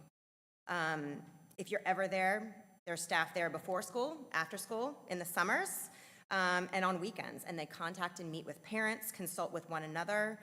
They get together on their off time to consult with each other. We're in constant contact with each other. In my 12 years as a school psychologist, I've worked at 11 schools and in 3 districts. And I've never come to a school where the administration provides as much ownership over the school as Dr. Goodhand and Ms. Whitaker do for our students. If there is ever an initiative that a teacher has that would benefit their kids, it's greenlit. Absolutely, this is what you can do. And even with the teachers working that way, we are not meeting the needs of our students. I'm only there 70% of the time. The social worker is an itinerant staff as well. We cannot problem solve and meet all of these needs on our own. During this year, I have felt a momentum that I've never felt in a school before. I didn't want the school year to end because we were so close to getting it all just right and to meet those needs of the kids. We support students who are going through difficult transitions at home and they need behavioral support here at school, and that includes helping them keep up with their glasses. We have students who have to navigate the exceptional children evaluation process, and sometimes the best practice is for us to talk to their doctors to make sure that they're getting the appropriate ADHD medication, or even administer it at school. And we are so close with MTSS and field trips and learning experiences, and this is what I want my child to have modeled for them, and this is what I want all of the students at EKPO to have modeled for them. We're talking about how to break the cycle all the time for these students, and I really think that this is the way that we can do it. Thank you. Thank you. Okay. E.L. Allison?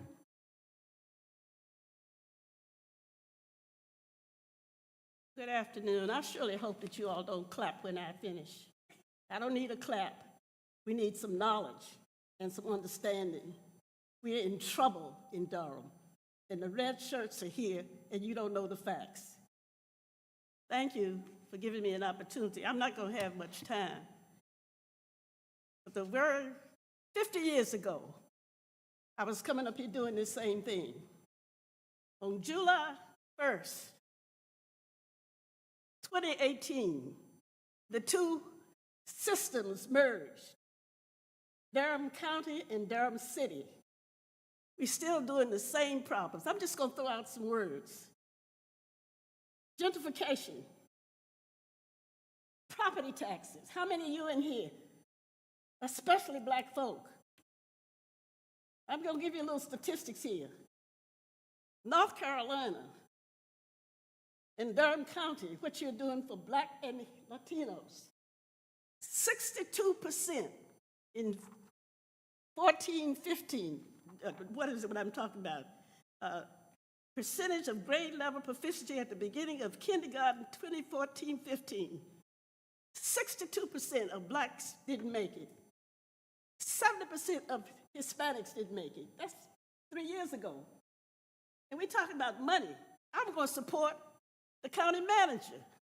I've been here before telling you are wasting money. You're throwing it for clapping. We happy tonight. And you don't even know, you get your money from property taxes and sales taxes for Durham. Where do we get the money from the federal government? Where do we get the money from the state government? Voting. Half of you out here don't know who you voted for. The Republicans don't have enough registered people in the state of North Carolina to do what they're doing to the Democratic governor. I don't have time. We got a problem because you all don't know what you're voting for. You cannot, in fact, deal with money from the property taxes. I don't support any more property taxes because we're losing everything, even in my middle-class neighborhood. Everybody who comes in there doesn't look like me. People are losing their money. That's an supposedly economic uplift. The only one left was Billy Marsh's house, and you all know what I'm talking about. Thank you. I would like very much for you to schedule another time for us to deal with letting these folk know, because black folks sitting here being used by white folk who don't know what they're doing. And white folk are worse off than some of these people here. The Hispanics, they're killing you all. Okay, thank you. We have Caroline Bailey and Brian Schneiderman. Up in her hands. I'd like to get a meeting with half of you and let you get some facts. Over her precinct is, so I can find out how she voted. In her precinct. Hi, my name is Caroline Bailey. I live at 4600 University Drive, apartment 1405. I am a first-year teacher at Hope Valley Elementary. I survived. And I am here to, thanks guys, to thank you for letting me speak and share my experience. I chose to work in Durham Public Schools over other districts because I knew it was a district that listened to its teachers and advocated for its students, and it has a wonderful group of students who are passionate about learning. And I am coming here tonight to speak to you about a community schools initiative. I know it's not the perfect solution, but it's a step in the right direction. I do everything in my classroom, from parent to discipline to teach to plan instruction to design a curriculum, and the ability to have somebody in our building who connect me to a 5th grade teacher who has a sibling or who can connect me to a fourth grade teacher who teaches a similar subject and help me understand how things go from one curriculum to the next, how things in one subject move to the next subject, the connections between students is invaluable to me, to help students find the things they need, the clothes they need, the food they need for the weekend. That link and the bridge, the vision that a community schools coordinator could give Hope Valley is invaluable. I've said that before, but I mean it from the bottom of my heart. This is truly the next step forward for our schools to become what we can be. We have such great potential. I see it in my students, I see it in my coworkers, the fact that we are already planning for next year while we pack up our classrooms. The potential is so great, we just need someone to help us unlock it. So I hope that you consider funding the Community Schools Initiative. Thank you. Thank you.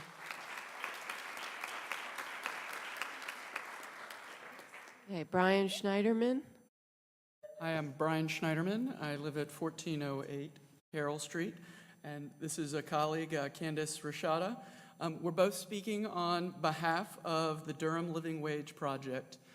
And before I get into it, I just want to say I really appreciate all the comments tonight. It's really inspiring to hear people come speak from their heart.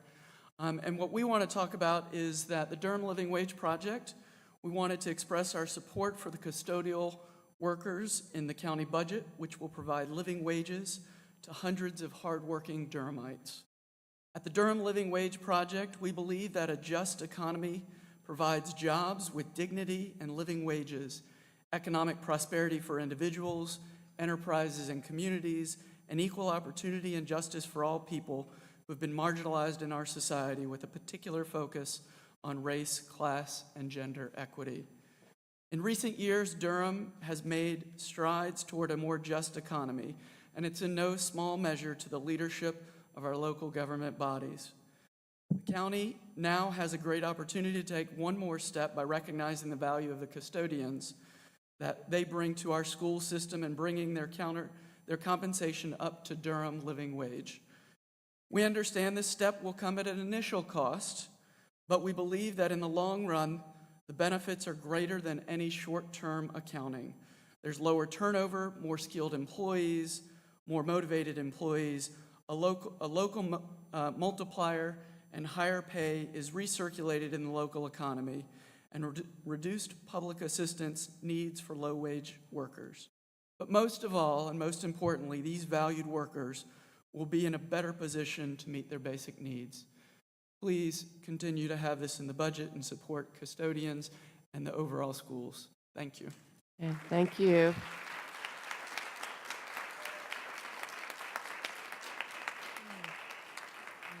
We have no one else signed up to speak, so I am now going to close the public hearing. I want, on behalf of all the members of our board, I want to thank everybody who is still sitting here tonight. We know some people had to leave, but all of you that came here to listen, to express your opinion, to support other people, those of you who have spoken and people who have left, we've listened to you, we've taken notes, we really care about everything that everybody has said, and we just appreciate what an amazing community that we all have, and it's thanks to how much everybody cares so much, and the fact that you all are here, so thank you. We now will consider, the board is requested to adjourn to closed session to consider the qualifications, competence, performance, character, fitness, conditions of appointment or conditions of initial employment of an individual, public officer or employee or prospective public officer or employee, or to hear or investigate a complaint, charge, or grievance by or against an individual public officer or employee. General personnel policy issues may not be considered in a closed session per General Statute 143-318.11A6. So moved. Moved by Commissioner Reckow, seconded by Commissioner Carter. All those in favor, please say aye. Aye. Any opposed? And we are now moved to closed session.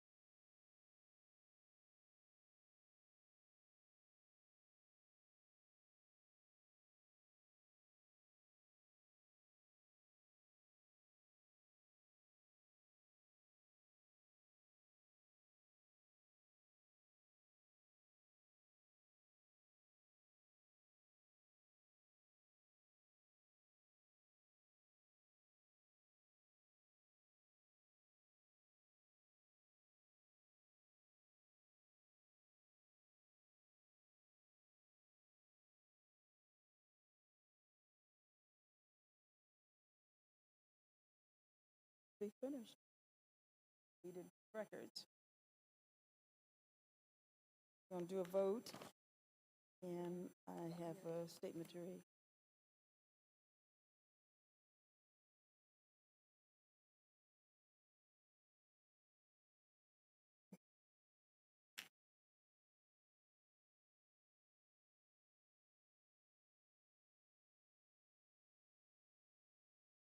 Okay, I would like our board to entertain a motion to set the county manager's salary for 2018-19 at $221,579.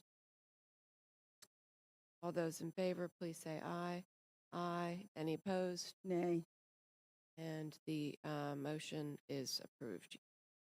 I have a statement I want to read to support my vote that I want to read into the records. In short, our county manager has always performed above expectations and has represented the highest level of professionalism.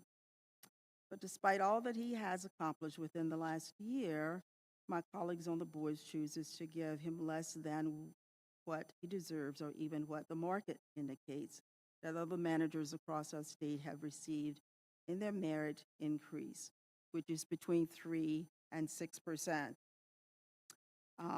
In our meeting today, and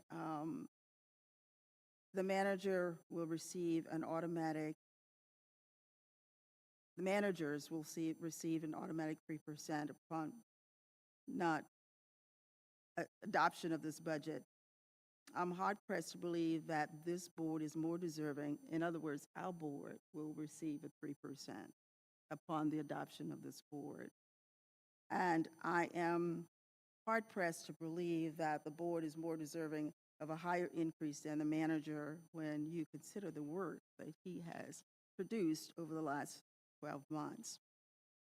The manager's job is to staff, direct, organize, plan, set strategy, and lead his team.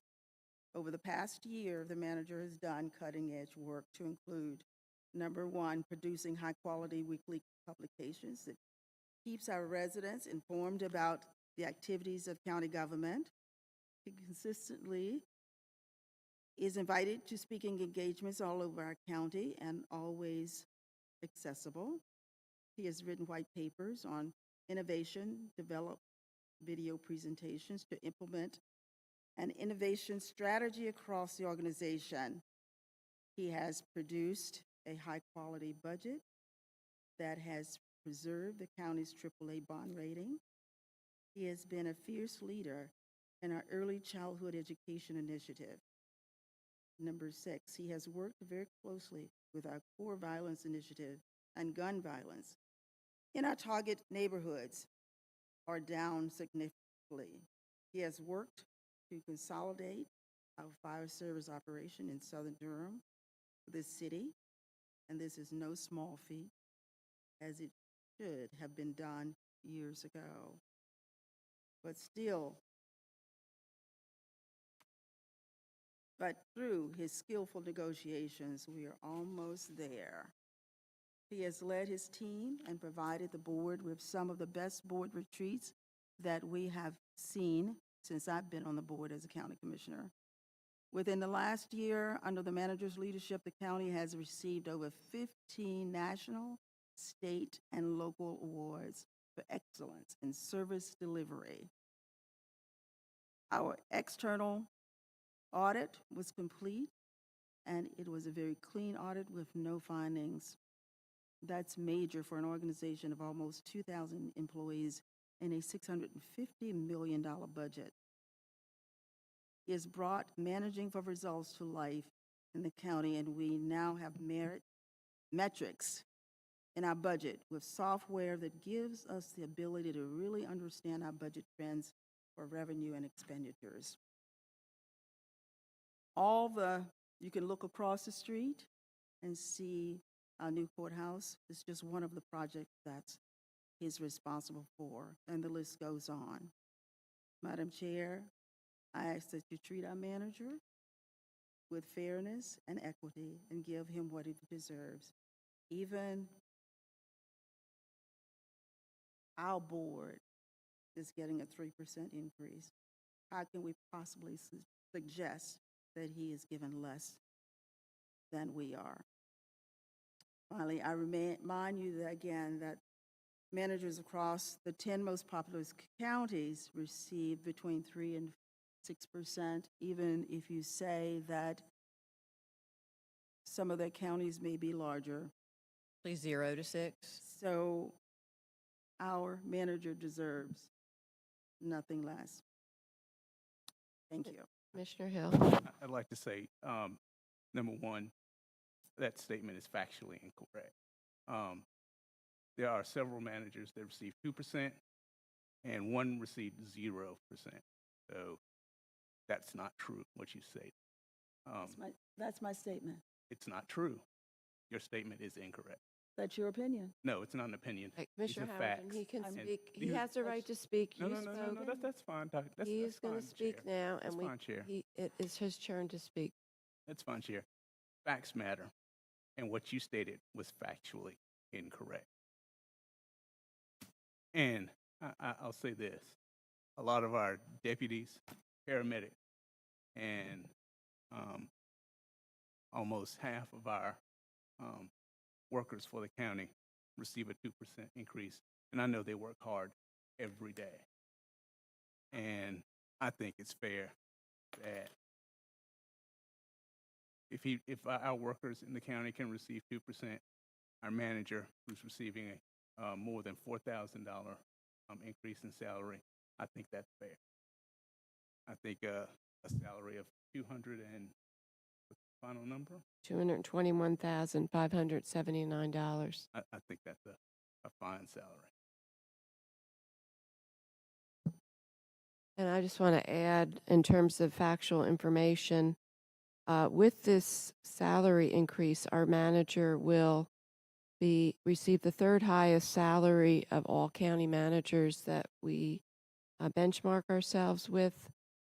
And the only two county managers that make a higher salary are Mecklenburg and Wake counties, where their counties have populations over 1 million people. But if you actually add in the benefits and look at the overall benefits and compensation, our county manager has the second highest compensation in the state, with a total salary and compensation of $324,968.07. He is very well compensated for the work that he does. And I would like to agree with Commissioner Hill that meeting expectations is a very good assessment, and that 48% of our staff meet expectations. And I didn't.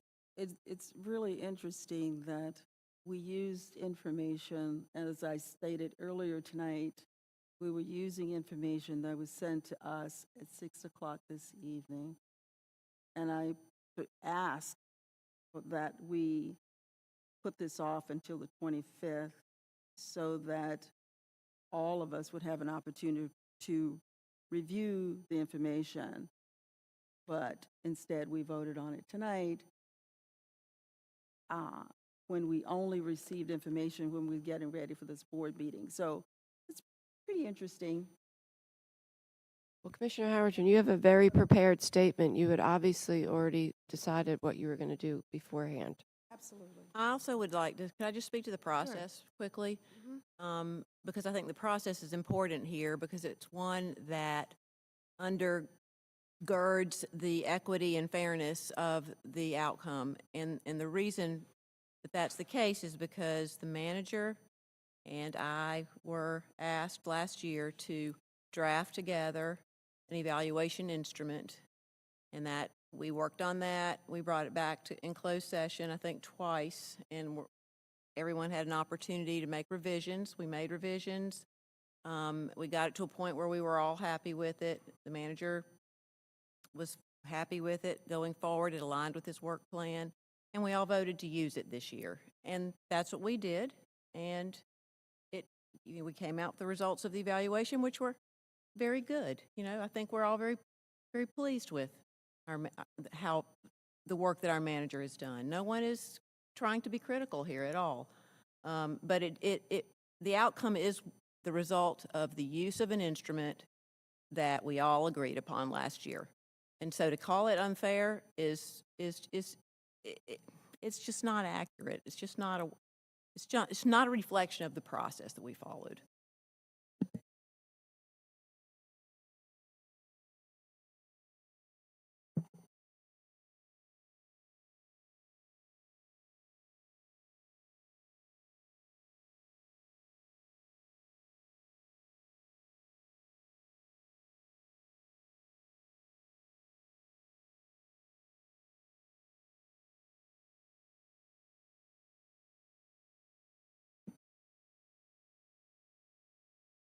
It would be nice if you had shared your concerns last year, right? When we were discussing it, you voted for it, Brenda. You voted for it. So that would have been the time to have shared your concerns.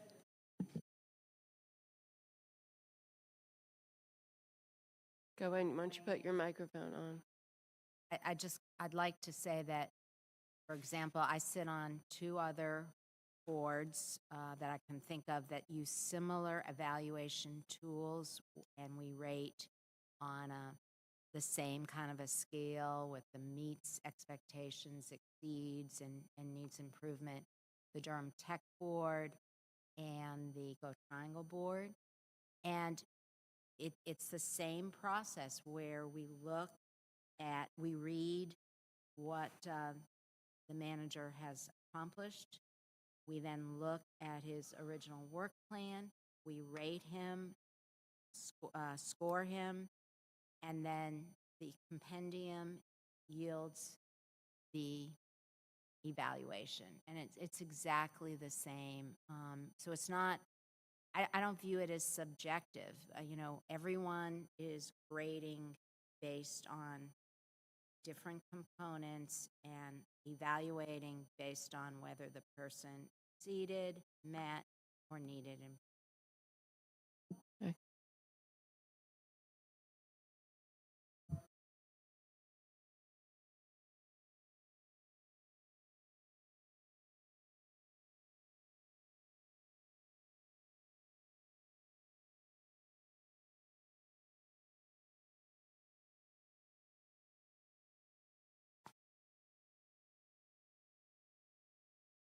I'll entertain a motion. I'm sorry, Commissioner Hill? You want to? If a board member needs to request an excused absence, would this be the appropriate time to do so? Yes. I would like to request an excused absence for the June 25th meeting. I deeply regret, really, truly, that I'm going to miss such an important meeting. But my husband received an award, which is a trip to Hawaii, and he'd like me to go with him. And that's when we're going. Okay. Well, I will make the motion, even though I don't think that's a very good. Okay. All those in favor, moved by Commissioner Reckow, seconded by Commissioner Hill. All those in favor, please say aye. Aye. Any opposed? And the excused absence is unanimously approved. I'd entertain a motion to adjourn. Oh, anyone move? Second.